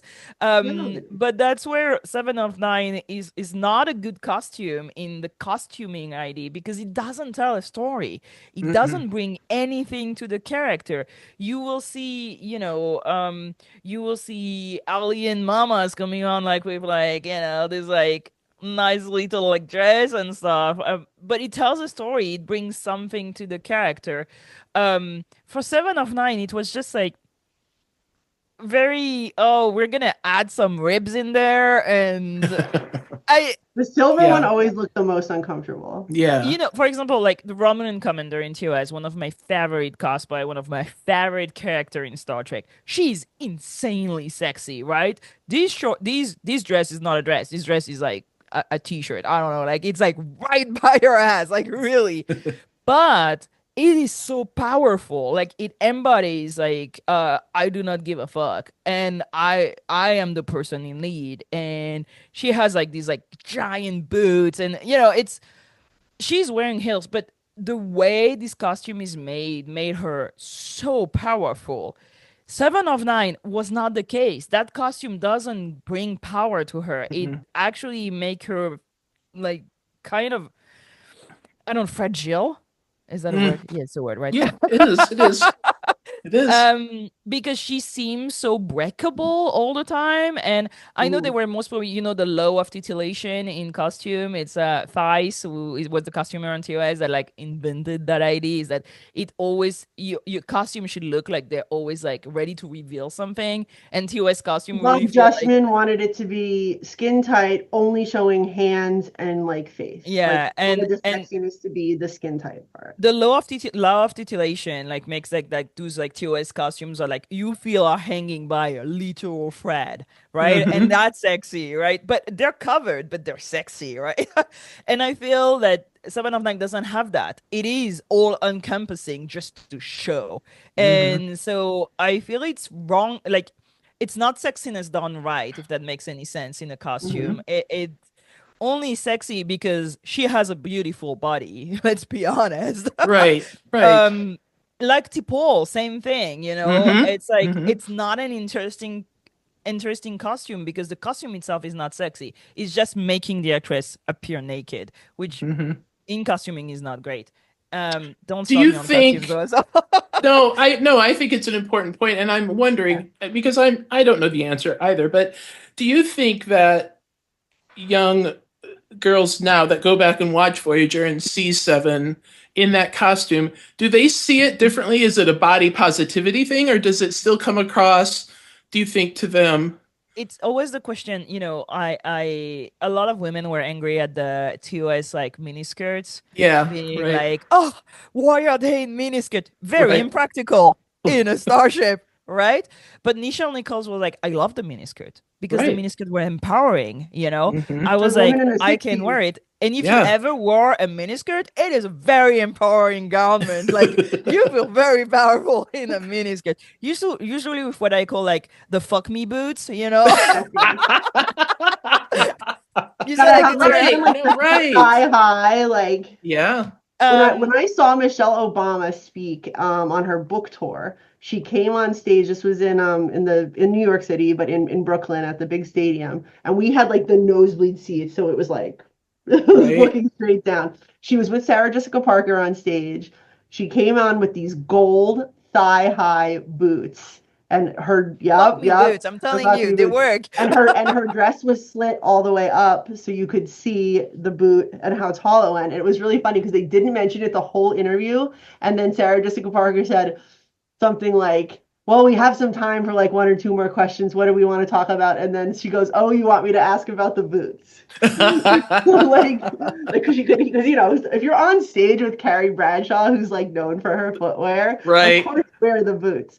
So I think of how Michelle Obama kind of came at being a post First Lady era and has really leaned into her sexiness. And I see that as an echo of what we got with Nichelle Nichols and the 60s and the costumes. And I don't know if I feel that for Seven either. I don't feel it as, because when I felt more powerful image of her was in Picard with the boots and the leather jacket and the hair was down. Fenrir And Stranger, you know, she did not, she seemed much more comfortable in her own skin too. And that's part of the character development we got. Yeah. Because she was not comfortable in her human form. You know, she was Right. Borg. I think there's a question of sort of fashion of the time. Like in the 60s, like miniskirts were a symbol of women liberation, right? And them being in Star Trek is also, again, a nod to the era. Like they were powerful garments that women that were in power and also liberated and free would wear. So the thing is, the catsuit in the 90s, and I'm sorry, like I didn't wear a catsuit in the 90s, like, and that's the difference between also, the idea of inspiring the costuming from the fashion of the era and from what the garment means for the people who are watching the show, between a guy who's like, what's sexy? A woman that looks naked. And I'm like, no, like a woman naked is not like sexiness is not that. Yeah. Right. And I think that's why it doesn't work. For example, like Deanna Troi, very short scant, is very sexy, but her like cat suit with like the giant, you're just like, what are you wearing? This is such a weird thing. Right. And I like the blue dress. I always like the blue dress. Yeah, blue dress is nice. Yeah. And it's always the question of like, what is the costume saying to the audience that are watching it? And 709 means it's a man that wanted her to wear that. And yeah. It doesn't work. I feel like as well, the very few moments where we did see 7 of 9 in a Starfleet uniform felt so much more empowering, because it was like, look what I've earned. I am in this uniform. I'm wearing the colors that everybody else is wearing. I'm wearing the science division. I have worth on this ship. That I help out. There's a reason I'm here. And it's not to be ogled. It's not for people to just look at my body. And the thing I never understand is they gave some like half-hearted scientific reason why she had to wear this catsuit. But the catsuit could have easily but it could have easily but it could have easily gone underneath a Starfleet uniform. And those uniforms cover literally to your neck anyway. Yeah. Like you could have just had it on underneath. There was no need for it. Like the explanation was it just didn't work. It was like, it's an excuse. Yes. I always, when I talk about 709, I always say Jerry Ryan made the catsuit irrelevant in the way she portrayed the character. And I think, to me, that's more important than the catsuit, is that she led with her intelligence and I am great with communication. I'm great with astrometrics. I'm, alien languages. Like, it's kind of that has also echoed what Uhura's role was. Yeah. Really. Kira. Yes. Yeah. I think Kira is also wearing a sexy. Yes. Yeah. I mean, it has so many layers. It's an interesting costume. It has like different little jacket sometimes, a little bolero. It's sexy, like a utility belt almost. It's sexy, but it's also, it tells a story about the character. It's Badger in fashion. She has our insignia, and like there's some layers when, like, for 7, you're just like, what does that do? Why is it here? It was there for ratings, let's be honest. Yeah. Are we going to talk about how she's a captain now? Well, we're going to get there. I'm not going to let that go away by far. But I'll tie it in like this. So I think that's one of the reasons we celebrated 7's return in Picard, because we are seeing a version of her, I think, that we always wanted, to see in Voyager. We wanted to see her finding her own way and finding her own style and finding, her own path. And I think we get that in Voyager, which we also get kind of this completion of this giant character arc from Borg drone to captain of the Enterprise G.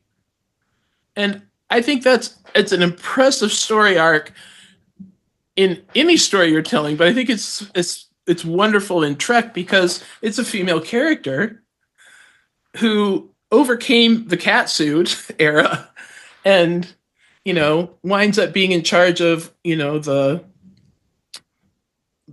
ship, the Enterprise. And I think that's powerful. I really liked that Picard and Riker did not, especially when they were like leading her, telling, we're gonna go sneak away and run off to go face Vatic, right? That was a very cool female foil for them as well. Yeah. That Picard sat down and she said, you take us out, and he was like, no, Captain, you have the bridge. And I was like, that was really an important torch passing for white patriarch of Star Trek, white British patriarch, even if you're gonna go like colonial, to say to someone Yeah, because he's not French. Say it louder. Say it louder. To say to Seven of Nine, who did not have this traditional, she did not go to Starfleet Academy. You know, she did not come up through the ranks the way most captains have to do that, but she has experience, but it's different experience. And I really liked that he acknowledged that your experience is just as valid as mine, even though it's a different path. We still got to the bridge.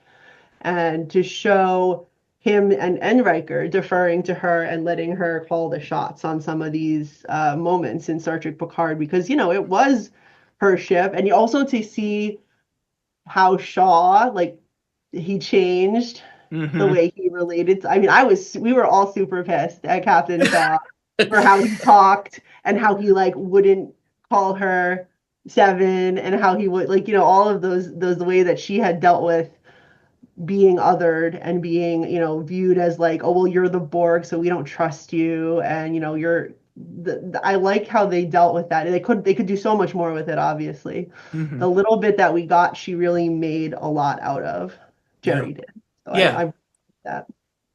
Yeah, I think it was just so it's what we wanted to see in Seven. I think at this stage of her life as a character, and maybe even as for Jerry as an actress, like, to be able to, you know, stand their ground and feel empowered enough to do that and comfortable enough to do that, and still have that conflict, because Seven was always about that, like, internal conflict in some level.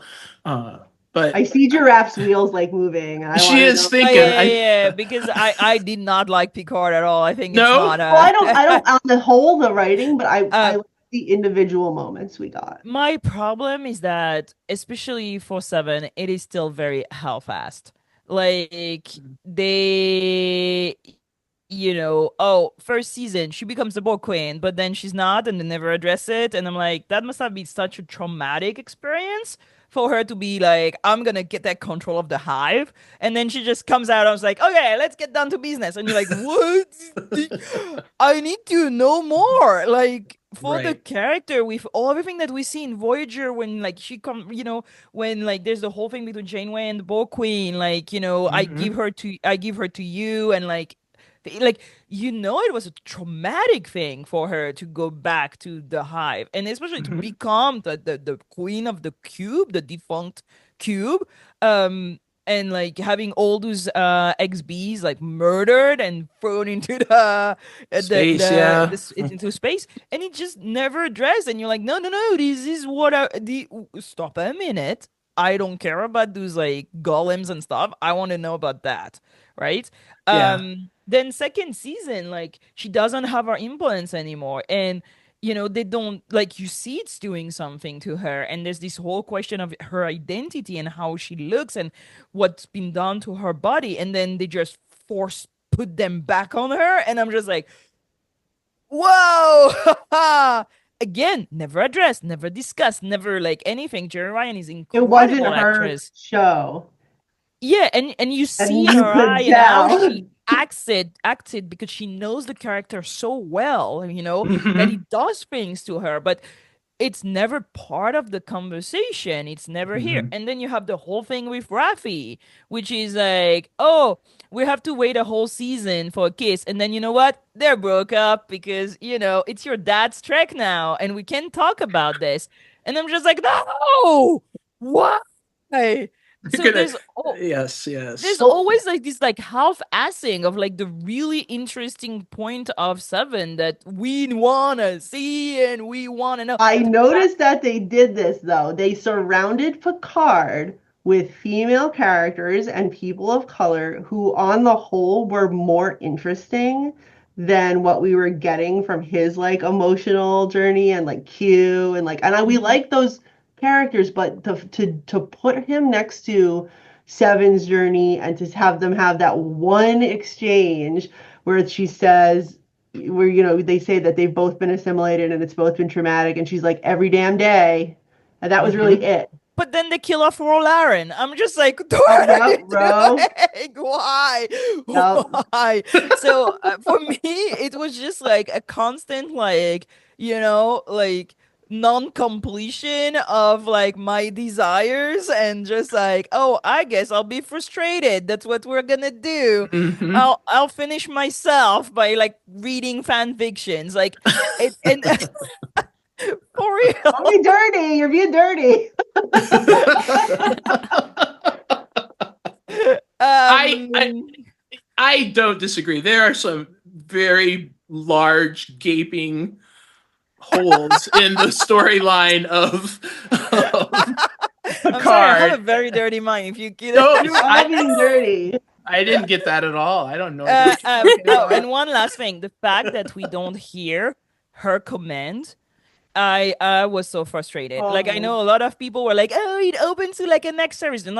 We don't know if there's gonna be a next series. Right. And like, for example, Lower Decks, when Ransom like takes command and he goes, engage the core, I was like, it's like, you are captain because you have your saying, sentence, Your you have your thing, and that's when you're the captain. Because like, I have like these like shirts with all the saying, and I'm like, no, why again? Like, she's captain, but I don't get her words. Like, why? And again, it's just like a constant like frustration for Seven. I'm just like, give me give me the whole thing. Yeah. Hey, look, for all the things we did and didn't like about Picard, at least they quickly dismissed the Chakotay 7 relationship very early on. He hated it so much he turned her gay. I fully support it. 100%. Support it too. No issues at all. All right, I'm gonna take us back to Voyager, because I want to talk about, I think, the things that are positive about Seven's character, at least from my perspective. But I think she, as a character, there's an appeal to the neurodivergent community. I think there's an appeal to the queer community, obviously to the female community. I think she, as a character, really had broad outreach. And is that a testament to the way she was written or acted, or the storyline she was given? Yes, maybe all of it. But I'm curious what you think about kind of her impact on the fandom in that regard. Oh, see? Stumped the crew. I know. I mean, I feel I speak a lot, so I also do. So Ellie, you go first. Oh my goodness. I mean, I think it's different. Like, depending on how you are as a person, you read different things in how a character is presented. The thing that drew me to the character was that relationship she had with Janeway, and that kind of maternal, that kind of found family situation that she had, and kind of presenting this kind of not unique, but I don't know what the word is I'm trying to look for. Kind of not the norm in terms of like a family dynamic, and seeing that the way that she kind of related to certain characters or was drawn to certain characters, and what each character brought out of her, because each character kind of brought a different element of her humanity out. Like, her relationship with Naomi Wildman might have brought out the more playful side, the childhood that she didn't have. Whereas her relationship with, say, the Doctor is bringing out those social skills that she doesn't quite understand. So I think it's really interesting to see her relationships with the other Voyager characters and how they kind of brought out the different elements of her humanity in different ways. I think that was a really interesting way of doing it, rather than just her either trying to figure it all out on her own, or just have one character who she was supposedly going to learn all of humanity from. Whereas you need a variety of people to teach you different parts of what makes you human. Because that's a real experience, isn't it? As a human, exactly. Right? Yeah. Like, we're influenced by all sorts of things. I mean, Giraffe, you talked about that earlier about, like, I'm about my education and the upbringing I had, or the friends I've had. I mean, it all plays in. I think it's also interesting what you said, Ellie, is that, she as a character was something different for everyone, based on what they needed or wanted to see. And I wonder if you feel that is unique in Star Trek. I mean, do we have more characters like that have that broad of an appeal? think so. I think I don't think Tilly. she's alone. Tilly's a good one. Tilly's a good one. Yeah. I think oh, go ahead, go ahead. yeah. No, you go. I was gonna go off of what Ellie said about Naomi. Because I really like her scenes with Naomi Wildman. Mm-hmm. Her exploring the one episode that I always like refer to as a Seven of Nine's background is the Raven. Mm-hmm. And the Raven is like indicative of her trauma. And it really lays out it as a child, because I was 12 when Voyager started, and I was watching with my younger brother who's 3 years younger, and I remember feeling scared during that episode because you view, and I felt scared during the macrovirus episode. It's like you remember these things that you felt when you were young and you were still figuring out and still watching, and seeing assimilation as an analogy for rape, an analogy for what was taken from her, her parents being, the family unit being ripped apart, just, and the trauma, the ongoing trauma that she was exploring now that she's been severed from the collective.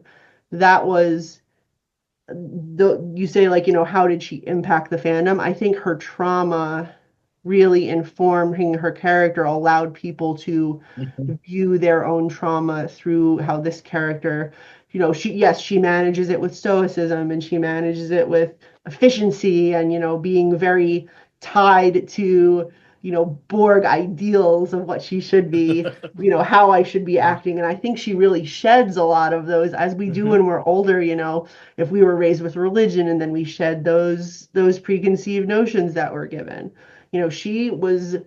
Her development was super interrupted by being assimilated. I mean, 7 years old or something like that. Right. So I always think about her journey with the eye to trauma and the eye toward having to, so many people have had shitty childhoods and childhood trauma, and, viewing the 7 of 9 character through that lens, I think, has been probably the most impactful and helpful that she's been with the fandom. Not just, of course, being a woman, being in the cat suit, all these things we've discussed, but her trauma informing her, I think, and that's still echoed in when we see her in Picard, and when we see her, in some of the books and things like that. So. Yeah. And I think that's. Go ahead. Go ahead. Yeah. No, I was gonna say, especially in Star Trek, where everybody always forget their trauma. Like, you go from one episode to another, and like it didn't really inform what they're doing. Like, you remember that we killed Harry Kim, and this is the second one we get. Like, nobody really cares. Like, it's not the original Naomi Wildman either, and like nobody's like, remember that crazy time where like they died and we got 2 new ones. Like, they're never really like. Trauma in Star Trek, like in the 90s Star Trek, don't really inform people, except in DS9. Again, DS9 parenthesis, like and I feel that that's what you were saying, Amy, is that a lot of time when something traumatic happens to you, a lot of people just tell you, stop being sad, forget about it, like, move on. The move on thing. It's like, you can, it's part of you. It will always be part of you. And it forms who you are, what you do. And the fact that she wants to be called Seven, for example, it's like, it was a horrible part of her life, right? Her, like, shittiest parents in this side of the quadrant.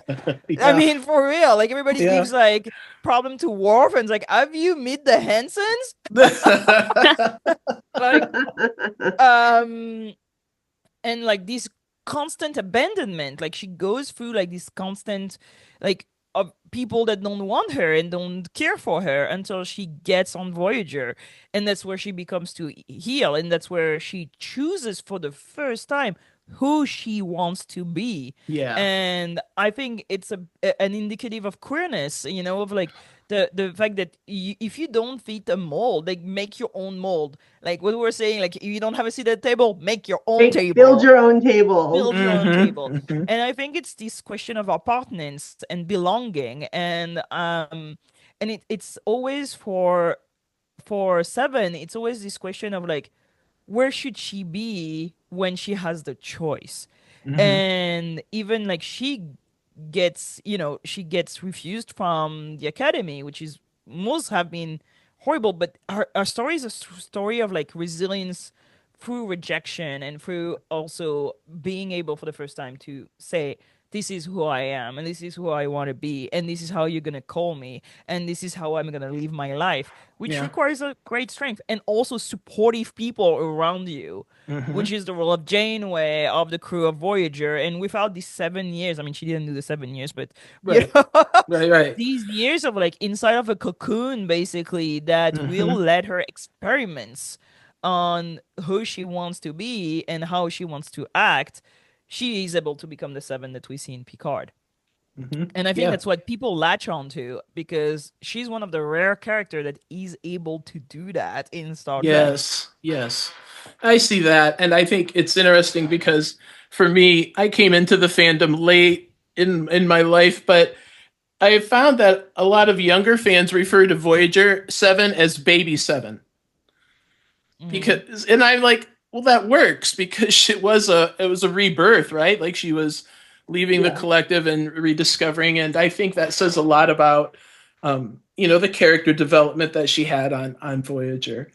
The only other thing I want to touch on about Voyager and 7 is give me your thoughts and opinions on her quarters in Cargo Bay 2. Ugh. Oh, interesting. What quarters? There was not a quarters. There was an alcove. Like, she didn't have any cell.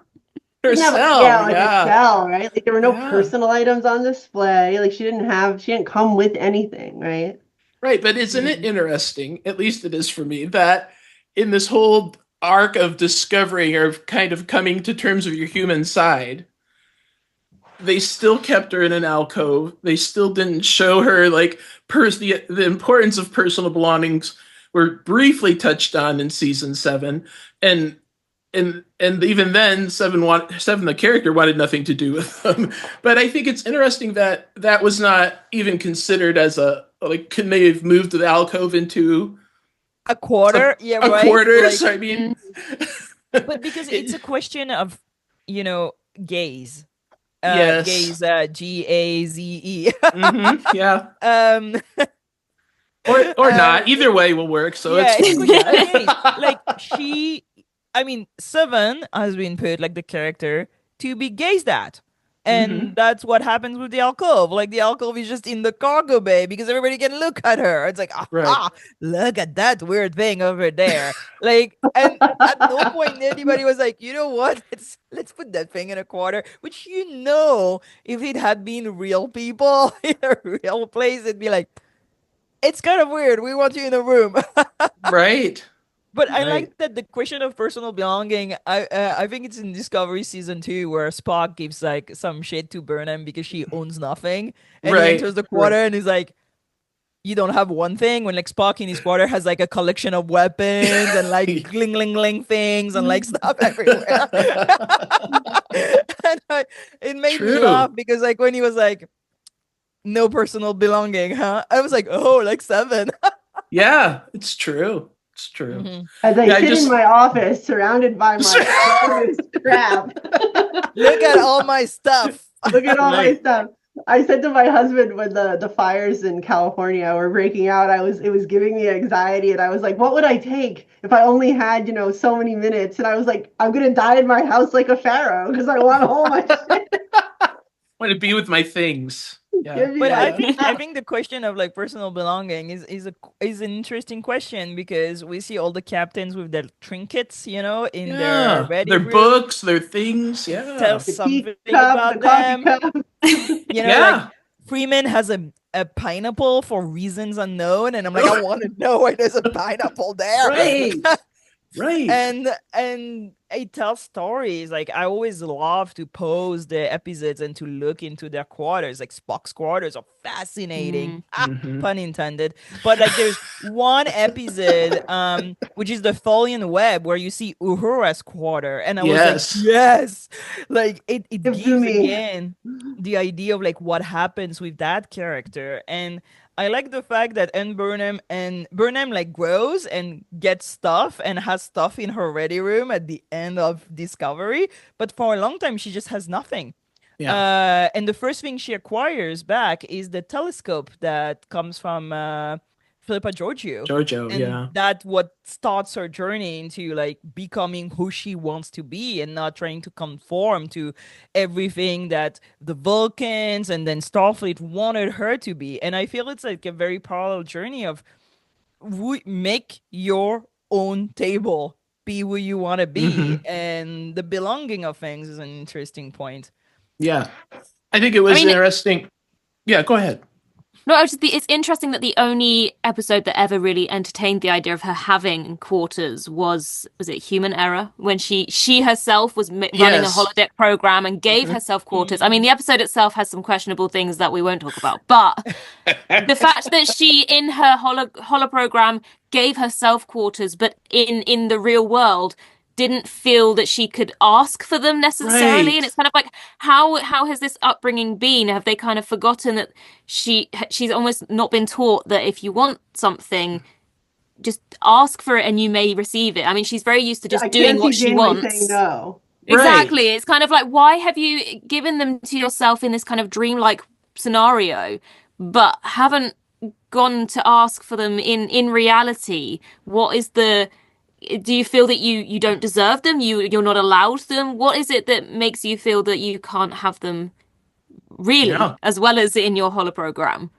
But that's like the Chakotay thing. It's a thing that it's not the character. It's like it doesn't make sense with the character. It just like the series was like, that's what we're doing, and I choose to forget it. I'm sure that's an episode I don't mind skipping. Exactly.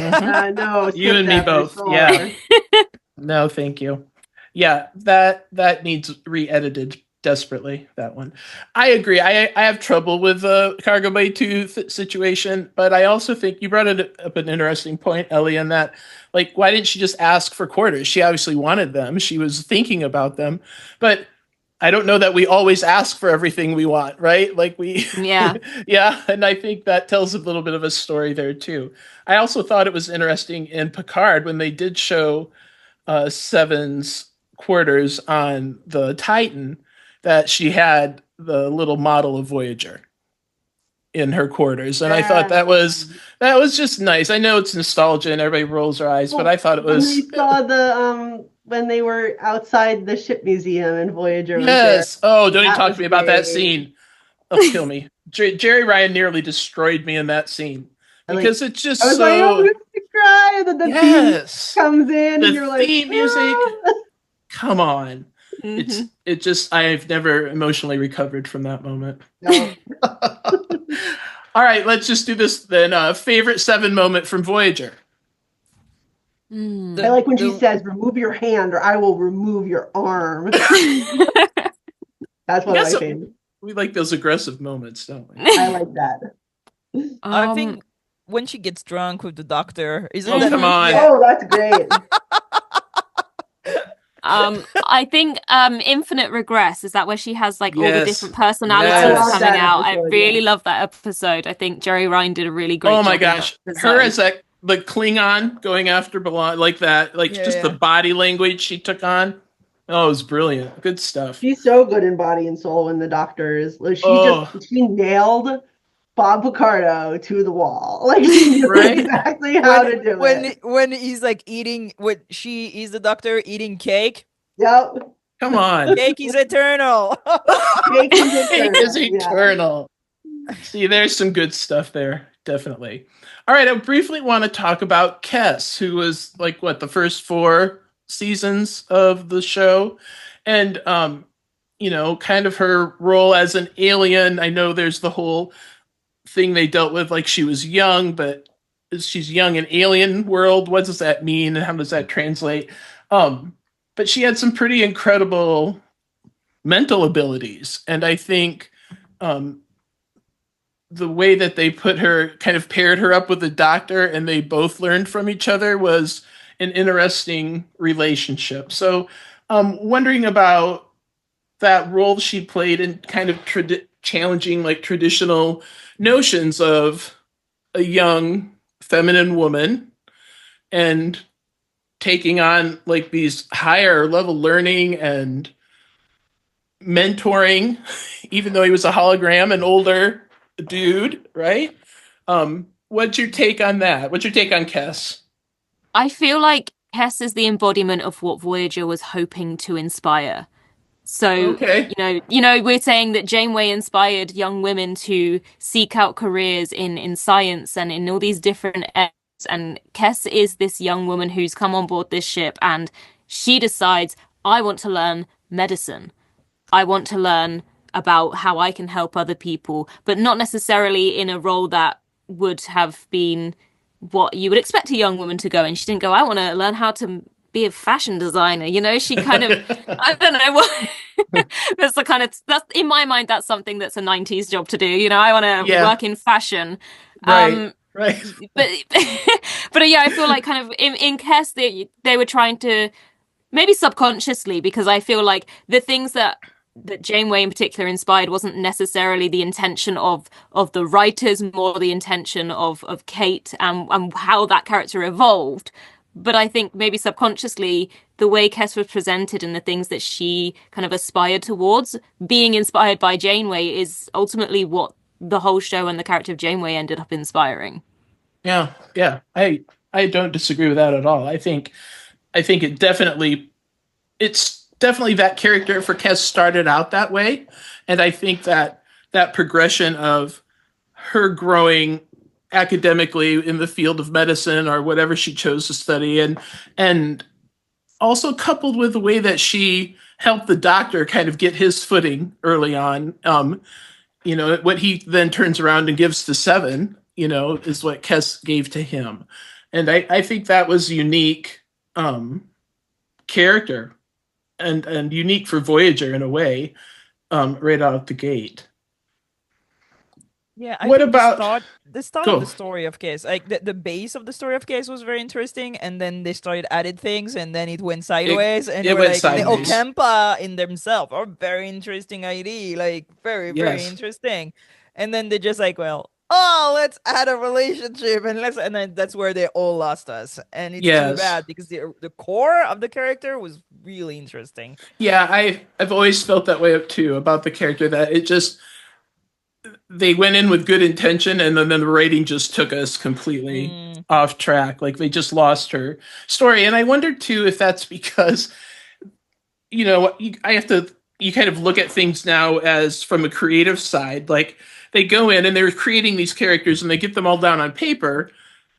And then all of a sudden they bring in these actors who then are either going to really run with it and knock it out of the park, or it's just going to be okay. Well, Voyager had a lot of people knocking it out of the park early on. And I think then they gear their writing towards these stronger storylines or stronger characters maybe. And I think Kess got lost. I think it's a question of writing women. Well, that's... you will get no argument from me on.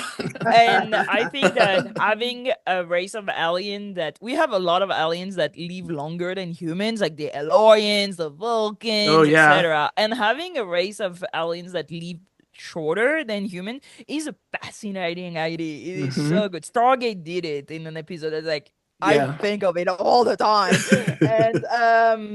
And I feel that then they had this, and then they just didn't know what to do with it. And they added the whole Neelix things. And it got weird. And then, and she's angry, and she's going to come back, and she's going to kill everybody. And you're like, why? And I think it's the question of, like, writing a character that exists out of the big trope of what women could do on the 90s. They could not invent new ones.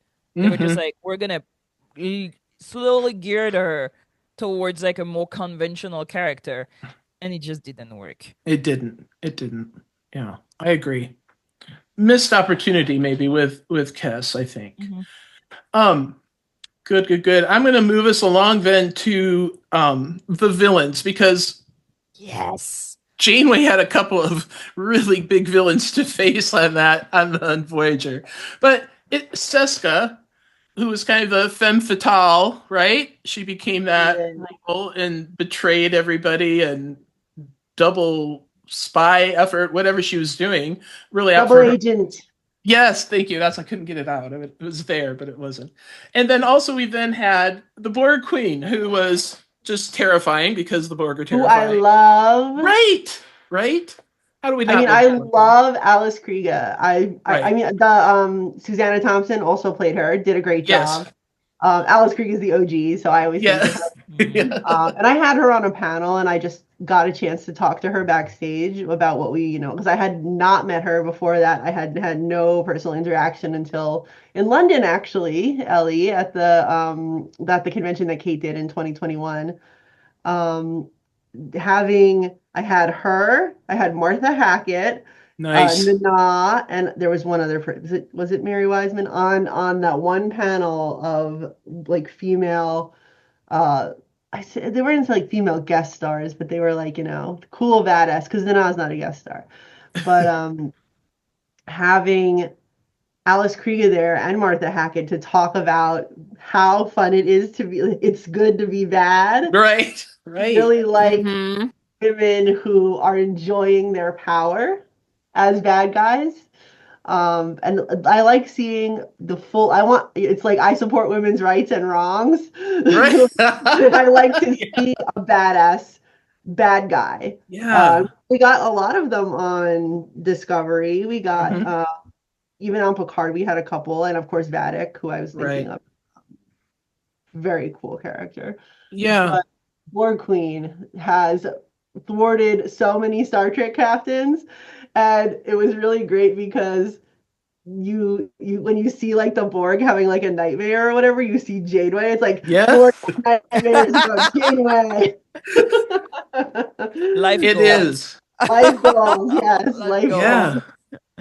So yes, I think Alice Krige took what could have been a very one note kind of a part of like just be bad, Mhm. and really imbued it with the part where she's like when she Dark Frontier, Oh yeah. Yeah. when she's brings Seven back to the collective. Mhm. I think that mini it was like a television event. I remember when they first aired it.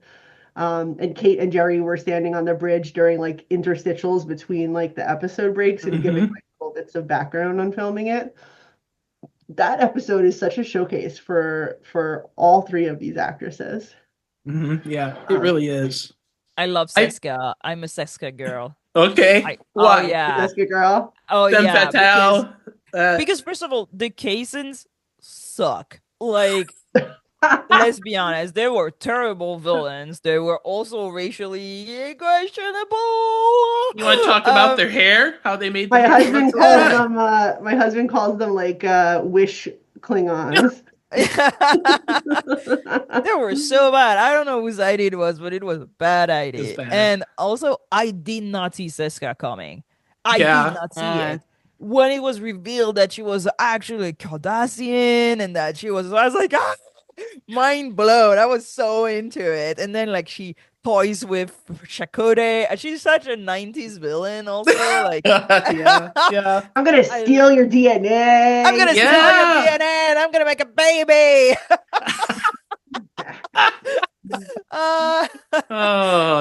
It's true though. We I don't say root for them, but we wanted to see more of them, didn't we? When we were watching the series, like you wanted to see more of Seska, you wanted to see more of the Borg Queen, because I think it brought out at times a lot of the best in our favorite characters on the crew, but it also brought out some sketchy decisions by our crew at times, and I think that they pushed those boundaries. Yeah. I think what I like about Seska and the Borg Queen is they're both great villains, but they're also very different. I mean, for Seska, I feel like the thing about female villains is women can be spiteful. They might not use physical force or aggression to get their point across, but they can use their words as the harshest weapon. And women can be very spiteful. And that's what Seska's power was. It was knowing exactly what buttons to push, exactly what thread to pull to get the response that she was hoping for. Mm-hmm. And that's what I think is so interesting about Seska, especially with her prior relationship with Chakotay. Say she knows exactly how to get to him and exactly what to use to get to him, and therefore get to Janeway and to appeal to all of the other crew members as well. But then with the Borg Queen, in the past, female villains tended to be kind of seductresses. You know, they still had their sexy look, and it was kind of about them drawing in a man. And the Borg Queen, in a way, still is very seductive, but not in the conventional way, because she's, you know, she's Borgified, but she's still very sexual in the way she doesn't very often raise her voice, and the way that she communicates in this kind of sensual, soft tone most of the time. Just kind of just showing all these kind of different layers of female power in different ways. It's like we don't always have to shout. Like men often just shout and punch, whereas women have so many different layers of how they can get to you and how they can be evil. Like, people always ask me, would you rather play the hero or the villain? Villain every time. The villain is definitely the part that is the most fun to play. Lady Macbeth. You know. Lady Macbeth, yeah. I was once in a panel and somebody was like, I never cosplay villains. And I was like, if I could cosplay only villains, I would. You could. It's still a free country. It is. Yeah, it's just like the ability Time's ticking, but yeah. act unhinged for good reason is like, yes. I totally get it. I think there was it elevated the idea of a villain in Trek. I think those two characters did. I think you talked a little bit about, Ellie, about how they, like, the Borg Queen was a little soft-spoken, but I call it was like a Borg purr. Like, she could stab you with those words, but it was just right here the entire time. And ask Data about it, huh? Right? Yeah, right. Data and his emotion chip did not do well. Poor innocent Data. Poor Data. What happened? It went south real quick. Yeah, no, I love the I love a female villain. I mean, one of my favorite villains of all time is Maleficent, and I feel that there are elements of her in the Borg Queen for sure. Yeah. And writing female villains, I mean, like, they did a good job with Vedic in Picard. I really like her. But for example, they totally blundered Osira in Discovery, which could have been such a great villain. The actress was so good. I was like, why so good more with this because actress? They didn't go at it. They didn't, like, you know, really, like, made her like a villain. And I feel it was such a you know, an untapped possibilities in there. But Voyager has good villains. I really like the villains. They do, and I think except the cases. Those were not. No, those were the comedic villains. They were the ones we needed Seska. We needed Seska to really with their replicator. They stole replicators. Basically, that's what they did. That's all they did. And then didn't even know how to hook them up. You came in and stole the microwave? What? And then you blew yourself up with it? What do you mean? Like a cartoony and confident. It is. We tried to microwave the spoons. Okay, great. Oh, that's fantastic. I love it. I think what I like too about both of them, like, because the Borg obviously are supposed to be emotionless, like, right? Very clinical, but you felt like the vileness and the anger and the angst that Borg Queen had towards Janeway, towards Voyager, whatever.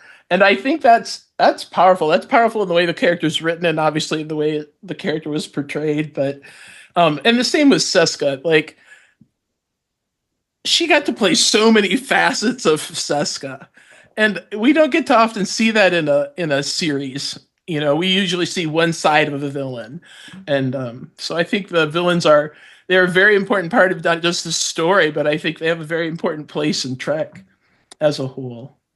So, do you have a favorite Seska or Borg Queen moment? Yeah, Endgame for me, when Janeway just injects herself in the virus, and you're like, that, like the Borg Queen in Endgame.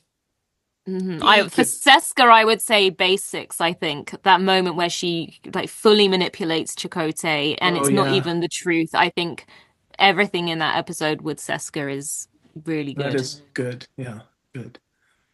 Dark Frontier and Endgame. Like, just really good. Like, I view Dark Frontier as kind of like a bridge, because it's like a two-parter. It was such an event, and I remember how UPN celebrated it and how excited I was for it as a teenager. And getting to see, and also the isn't it in Dark Frontier? I know we're going to talk about Naomi in a minute, where she says to Naomi, keep your shirt tucked in, go down with the ship, and never abandon a member of your crew. And Janeway, like I said, just a showcase for Janeway, Seven, and the Borg Queen in that episode, because I felt it was it's just a very visceral moment of like, you're like, yeah, she's gonna go get her. Like, of course she's not gonna leave her there. Like, right. So I enjoy those two really good. I love that you have a core memory attached to that. It is a core memory. It really is because when they introduced the captain's assistant, yeah, that's what I want to do. Yeah. Hire me. I want to be that.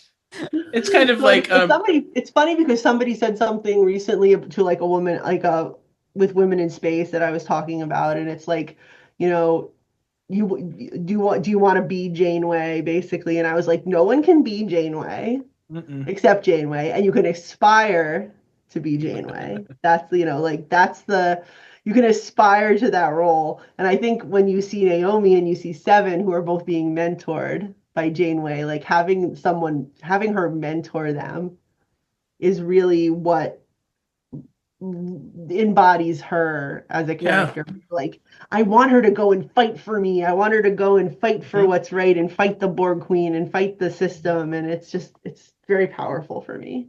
It is. I think it's powerful for all of us, really. It really is.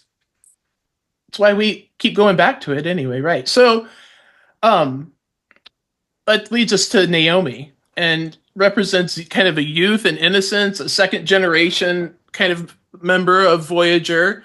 But I think she also was the hope and future. Like, if they were missing those elements, all they had to do was look at Naomi in a way, because she was going to continue their legacy of their journey if they didn't get home, right? So I think she's a standout character, at least in my opinion. And I'm wondering, like, in context of a series that's about surviving and getting home, how does that presence balance with the darker themes of Voyager? I feel like she's brings out the positives in the characters. When a character is feeling down, she's the one that kind of brings them out of it. Like you just said about, when she's concerned for Seven, and she brings out that kind of softer side in Janeway, even though she's in I don't really have time to be talking to you right now. I've got to go and do some things, but I'm still going to kind of take a moment and reassure you. Or with Neelix. Neelix is always the character that's trying to boost the morale of all the other characters, but who's boosting Neelix's morale? Oh, that's Naomi's job. Or, Seven, who's helping Seven learn those things that she missed as a child, to have that inner child come out, because she didn't really have that. And Naomi she's smart. She's literally grown up around all these smart people. I guess it just goes to show that the way you're raised and what you're exposed to really does how you grow. She had, to her, this wasn't a bad situation. This was the life she knew. This is my life, and this is great. And that's why I think the episode, is it Bliss, where she and Seven are the only ones that aren't drawn into the spell, because why would I want to leave this? This is my life. This is my home. Why would I want to change that? So I guess it was kind of a good message to be like, even in the darkest of situations, there are still great things that can come out of bad things. And it's like Chakotay says to Janeway in Shattered, when she wants to kind of erase this future, and he's like, do you have the right to do that? Because yes, these bad things might happen, but look at all these wonderful things that have happened, these relationships that have been formed. There is good that comes out of the bad. And it kind of raises that question of, if something awful happens, but after that you come through the other side and something even better happens, do you remove that bad thing and then remove the good things? Or do you kind of see that as something you overcame and something better came out of it, and you keep that trauma because it informed something better afterwards? Yeah, I think that sums up Naomi quite well, and her impact. It really does, Ellie. I think it's so true. And I like that she is the cheerful moment. Like whenever you saw Yeah. Naomi like in a corridor or like, rushing to keep up with an adult who is, taller and has a longer stride, or, wanting to be the captain's assistant. It's like you said, it brings levity, it brings playfulness into a show that is so dark at times. Like even like the Borg children that were on the ship, and she kind of got to have like more of some buddies with some of them. She's still like teaching them in a way. She just has this natural, childlike wonder that we all, say that we miss having when we're adults, right? And I think she represents like that for Janeway for sure, and for Seven, whether or not she'd admit it. No, I think that's absolutely true. And I think the characters needed that, right? They needed that reminder that there was still innocence in the world, that there was still hope, despite their circumstance. And I do think Naomi provided that. I always like when there are children in Starship. Naomi Wildman is the only one that it kind of makes sense that she's here, because her mom was pregnant when, she was like serving on Voyager. But then every single time, it's the joke in Lower Decks, like, yeah, now let's try again with more kindergartners. And you're just like, why are there so many children in these starships? At Wolf 359? Why? Right. Oh, God. Although it does make me question, on Voyager, they kind of always had this mindset that it was going to take them 75 years to get home, and that this was going to be a generational ship. And in that whole time, one child, well, two children if you count the very end of it. And it's like, you're not doing a very good job of making this a generational ship. You've got to do a bit of work to make, otherwise two children cannot man this entire ship. You see that in E Square in Enterprise. Oh, me quoting Enterprise, incredible. But like when they like meet these like parallel Enterprise that became a generational I cannot say that word, that ship, and the only one still alive from the original crew is T'Pol, and they're all descendants of the crew. And I thought it was such a fascinating idea. I was gonna say there's one thing that I want to know about Naomi Wildman is that I've heard two things about why she's named Naomi Wildman. There's like Larry Nemeczek apparently said that Brandon Braga gave her the name of a woman that he dated back then, which is the first thing I've seen. It's in Memory Alpha. I'm like, okay.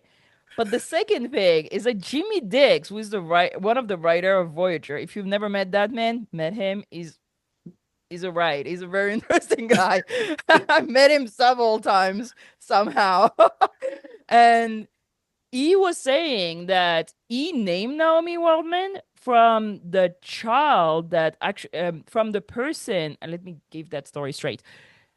His wife needed an organ transplant and got an organ from a person that was named Naomi Wildman. And that's how he honored that person in the story. Wow. And I've heard him say that story several times. And I'm like, I like that story better. That's a better story. I like that one. Right? I like that one. Let's not talk about Brandon's dating choices. What's up in Memory Alpha? I'm like, put that story up. I like that story better.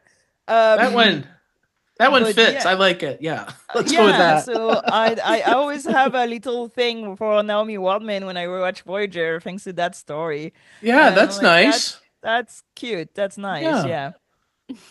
I think I really enjoyed the moment where Seven and Naomi kind of admit to each other that they're family. Like they're like, yeah, I think if you like family, you're like, yeah, I guess you're my family too. And it just was poignant. I think it was poignant for the series and the characters, and it was just wholesome. You needed those wholesome moments, in our trek. Do you have a favorite Naomi moment from the series? I have one that I particularly dislike. What? What'd you say? Sorry, I was like, I like all moments of Naomi Wildman except one, which is the one with her like her weird holodeck thing that terrified me. Grievous and Flutter. It is so weird and scary. Creepy. This is the kind of thing, it triggers something deep in me that I don't like. I will just say that. I will say that 10.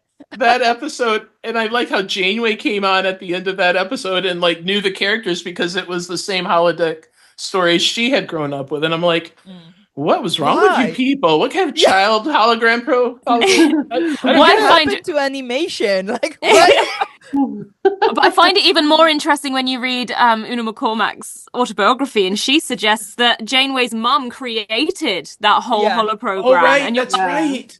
You grew up with this? Like, this was normal? No. Yeah. It came out way better because, I mean, like, better than you expected because of having been exposed to that. My goodness. Yes. Yeah. All right, so finished about Naomi. So just a couple of things to wrap things up here, because this has been a fantastic discussion, and I feel like we could talk for ages on each of these characters.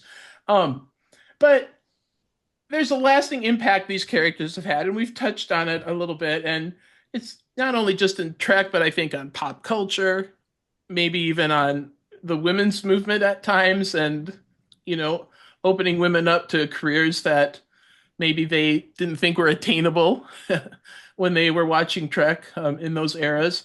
But what do you think about Voyager's influence on Trek, on pop culture, but maybe also about how it's influenced media and the way we... Yeah, is that a big one? It's a big one, but I think it's a good one because I do think it had an impact, and and not just the ways we talked about with like empathy and leadership, and Kate's impact on women in science, and I see B'Elanna's influence on women in STEM and Sevens as well, and that's definitely part of that legacy is the women that are now coming up to the actresses and saying, you've informed my career, and now you're informing what I share with my children. Yeah. And you're helping, like, it's like you're helping. And I always saw Janeway as someone like who helps raise you, right? Like especially if you my mom did not work outside the home. She was a homemaker, and I wanted a career. I always knew I did. And seeing a professional woman on the bridge in charge was a big deal and impacted me in different ways. And I think that's such a common experience that women have had in viewing Janeway. And on media in general, I think definitely paving the way for women in shows like what are we watching now? Like Foundation, which, I mean, that's based on Isaac Asimov, but they've gender flipped roles, like Battlestar Galactica, the way they flipped Starbuck from male to female. I think because Ron Moore, God of sci-fi, Ron Moore, one of the only men I trust to write a female character in all of Hollywood. Yeah. So he started out on TNG and DS9. He became an EP, executive producer on Voyager. He wanted it to stop at Year of Hell. He wanted them to continue as this like falling apart ship facing scarcity, and that's not the Star Trek way. So when he reimagined Battlestar Galactica, I think he took a lot of what he had learned, especially about the women and writing women, from Voyager and brought it into Battlestar Galactica. And I was at the 20th anniversary of Battlestar Convention in Chicago, and hearing Mary McDonnell talk about it and Katie Sackhoff and all. I mean, there are so many varied and different women on that show that I think we're really getting, and on For All Mankind, which is where he's moved to after, where he stayed in the science aspect of it, but shown it from a very realistic standpoint of the space race never ended. And what would NASA look like if women were more in charge? What if they had passed the Equal Rights Amendment in the 70s? Viewing this progression of women and how the writing behind the scenes has informed behind the scenes in new shows. I mean, look how many people got their start with Star Trek and X-Files and have moved on to create some of these really amazing female characters that we watch today. Yeah. So I think their legacy is very evident in how, like, the women that Janeway helped raise are now having a greater impact in writing and making television, making the stories that we see. So that's kind of how I view, not just from politically, because of course we're seeing that now, women speaking out politically, and women who cite, like AOC readily cited immediately. Fantastic. It was at the Democratic national convention. Convention, yep. When Kamala accepted the nomination, she went on Jimmy Kimmel and he said, where did you get your start with, women in leadership roles? And she went, Captain Catherine Janeway. And I was like, good job. Bring that back into the cultural consciousness. Because I think a lot of younger folks who, and Ellie, you can speak to this also, where they did not have Star Trek on while they were growing up. If someone was born after 2001, they weren't going to watch Enterprise because they were 2. And then they didn't get any Star Trek until 2017. So you have a generation whoa, movies. 09. I know you don't yes, like yes, them, but they you still didn't have exist. Star Trek. Those were characters we had already established, who were kind of an echo and a part 2 of what we saw with TOS. Or no new female characters introduced until Discovery. And I think not having that influence, they're like, oh, it's this whole thing of Discovery that they go, like, haha, Discovery. The whole thing of Discovery they go through, and they're like, oh, there's a whole series where Janeway is captain. It's not just Prodigy where she's a hologram. Like, it's so exciting. So that's how I view the impact, is like continues with the next generation legacy. Yeah, I mean, it is like you say. I mean, I have grown up already experiencing the changes that Voyager and those shows inspired. So it's not something that I kind of have noticeably seen, because it's just been part of my upbringing, part of my growing up. Those changes were already being put into place. And so I'm very lucky that I've kind of grown up always seeing these sorts of characters and these sorts of women because of that influence. I mean, I was born right in the middle of Voyager, so again, technically I probably did watch some episodes, but I couldn't tell you about them. I mean, my mom is a big Star Trek fan, so she probably did watch it. But you are that. But then if your mom was a big Star Trek fan and she said, I want my daughter to look at this powerful woman, then yeah, that's that example in. Yeah. I mean, I grew up, she's a big Next Generation fan, so I did grow up watching episodes of the Next Generation, and even then my favorite character was still Beverly Crusher. Like, I've always been drawn to these sorts of characters, but they weren't necessarily unusual to me. I mean, as we've been talking, I've never really thought about this before, but I, for the most part, was raised by a single mum, and so I kind of feel like maybe I was seeing this strong woman who raised me in all these characters that I was kind of being drawn to without even realizing it. I've made like a huge life discovery in this podcast. So I love that. Men frequently cite Janeway. They say to Kate, my mom was a single mom and I really loved seeing you on, like, so it's the, like, the demographics are like, women, lesbians, gay men, and men who were raised by single moms. Like, that seems to be like the biggest, most vocal proponents of her legacy, of her impact. Like, I've just noticed that throughout the years, and it's pretty awesome. We say it over and over again. Representation matters. It does. It really, really does. It had shaped so many lives to be able to see yourself and see the realm of possibilities that you could be. I never wanted to be Janeway. I never wanted to be Uhura. I always said I want to be their foreparents. I want to be able to move the world in a direction where they can exist. And I can't be them. Unfortunately, I'm born too early to be part of Starfleet, but I'm here. That's what I've always dealt with, and I want to make sure that we go towards that future and those possibilities. And I think that Voyager is very often overlooked by the main big vocal bro trek bro fandom. Like, a lot of people tell you, I don't like Voyager, and when Larry Nemeczek does those panels where he asks, like, what's your favorite track? TOS, TNG, Voyager. Like, very rarely you see a lot of people going for Voyager, because I feel the Voyager fans are being a vocal, like, separate group inside of the fandom, and they're my favorite fans. I really like the Voyager fan. When somebody tells you my favorite track is Voyager, I'm like, you're a safe person, let's go.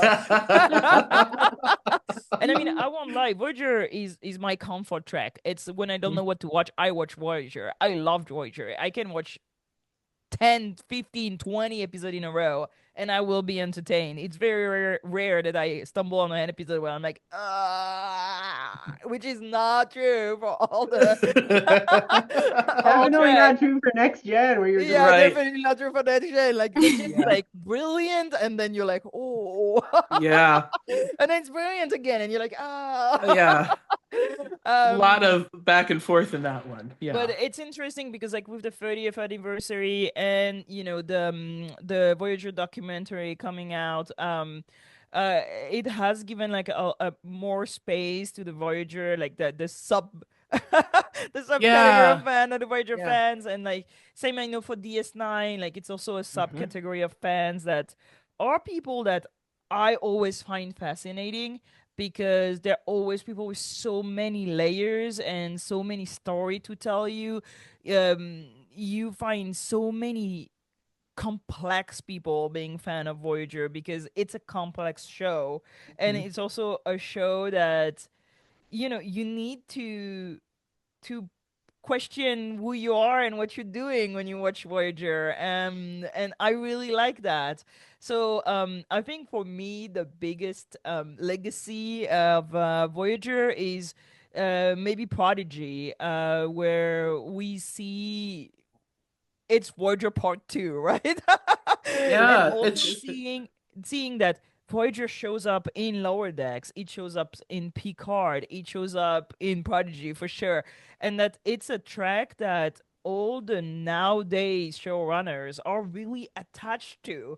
hmm It had made like people who grew with Voyager or were attached to it are usually exceptional people. So big up, it's the legacy of Voyager for me. I mean, we're talking about women, but they had the first black Vulcan, and people were absolutely like Yes. against that. If you remember, it's like Vulcans can be black, why not? Right. They don't exist. It's sci-fi.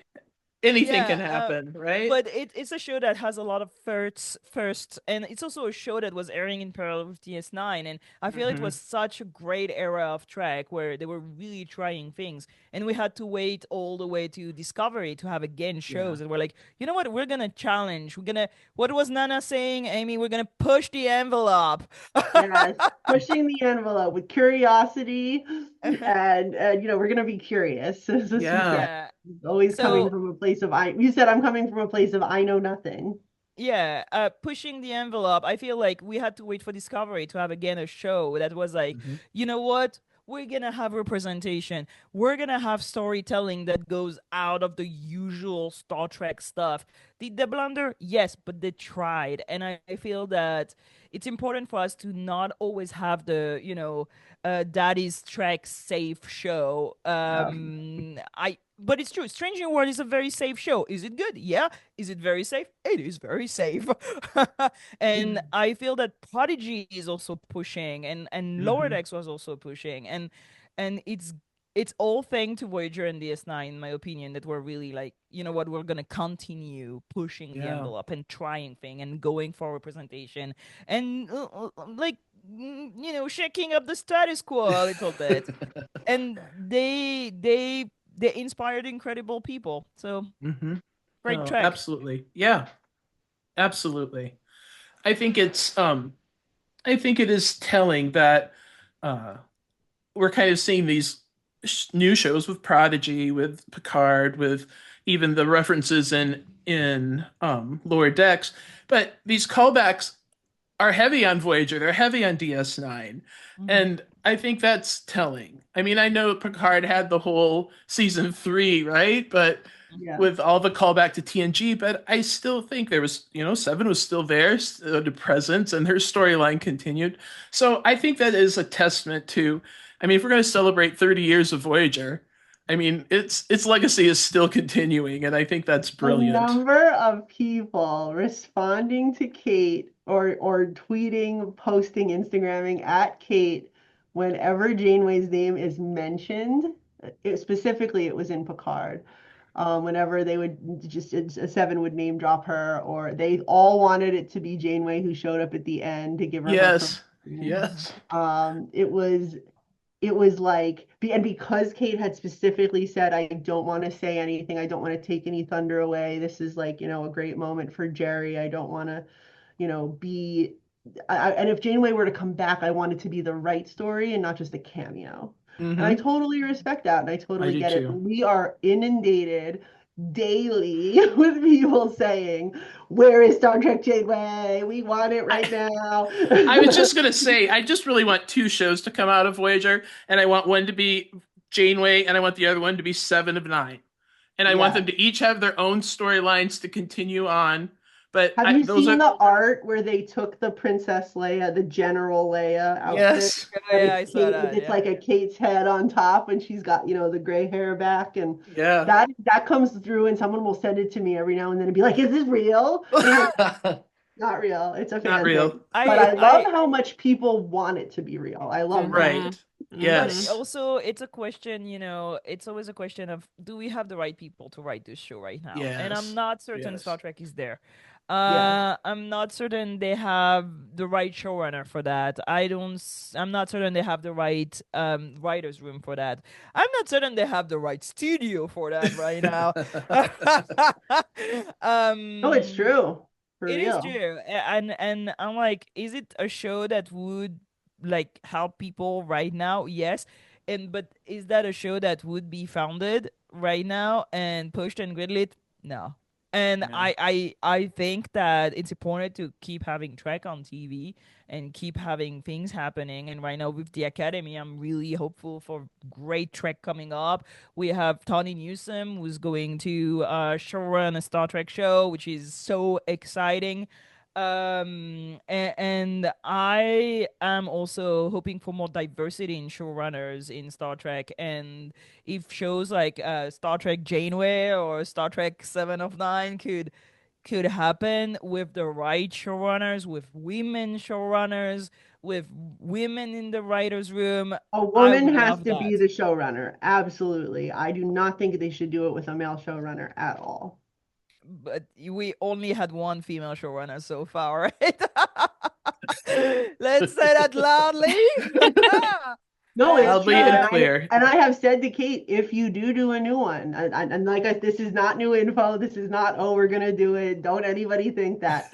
We've had the conversation where what she's asked me, like, what would you like to see? And I was like, you need a female showrunner, like the end. And we never had a person of color as showrunning Star Trek until Justin Simon and Tony Newsom, which, when that show is out, let's talk about it. If it gets out, I really hope so. But with everything happening, so I do think that Star Trek portrays things on TV, but the way Star Trek is made still has so much to progress, and I hope if this show came to fruition, there would be an opportunity for more diversity also in the show running of Star Trek. And I said that with a lot of love. I love the showrunner. I know them personally, some of them. They're great people. They're great white guys. I really like them. But also, they're great white guys. That's what she said. She said it. Yeah, I love it. Mike was like one of the kindest human beings I got to meet, or Aaron Wolke and the Hagman brothers. They're like incredible people. It's not a slight to them. The Hagermans are awesome. Yeah, right. They are the nicest. It's just like, let's go where we can. Let's see where we can go, and let's see what we can do, and also pushing what Hollywood is doing and how Hollywood is producing. Right. Yeah.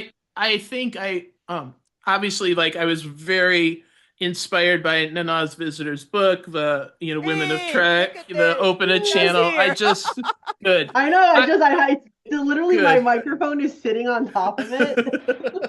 But we can plug. We just interviewed Nana Visitor on Alternative Space literally 3 days ago. So spoilers. Spoilers. We interviewed her too. I got to interview her too, and it was really, we've all done it. It's amazing. But I do think that book is important to the fandom because it not only tells the story of these actors and the journey they went on with their characters, but it also tells a story about Hollywood and the culture that existed and evolved and not so evolved at times. And I think that's important for us to consider, especially as female fans and as fans of representing a diverse element of the fandom. And I really hope that we continue to talk about the women of Trek and the people involved in making these programs going forward. I think it's important and critical because Trek is important and critical to us as not just as fans, but I think it's important and critical to us as a society and a culture. That Roddenberry philosophy still says a lot about being able to kind of look in the mirror and hope that we can do better moving forward. And by golly, could we be doing some better things right now? So we should maybe just watch more Star Trek. The world would be a better place if everybody was required to watch Star Trek. Oh, it just should be like an entire 2 years of education should be spent doing nothing but watching Trek. It would do the world wonders. That's basically been my life for the last 3 years. I get a job with Trek Culture. They're like, you do need to watch Star Trek, and that's basically been my life. I've watched Star Trek pretty much every single day for the last 3 years, and I still haven't seen it all. Right. That's the beauty of it. And you want to go back and watch some of it too. So that's but sometimes I'm like, I really need to finish this series, but I'd rather just go back and watch some more Voyager. Yes, I know that feeling well. All the time. All right, well, I thank you for this. This has been enlightening. It's been engaging. I've enjoyed all of your perspectives, and I appreciate your time. So thank you to each of you, Amy, Giraffe, Ellie, for joining me to discuss this Women of Voyager, and a huge thank you to everybody for tuning into our podcast each week. To learn more about Clonestar Podcast and to follow us on the socials, just visit us at clonestarpod.com. Links will be in, all the places that they always are. Thanks again for joining us, and until next week, live long and prosper.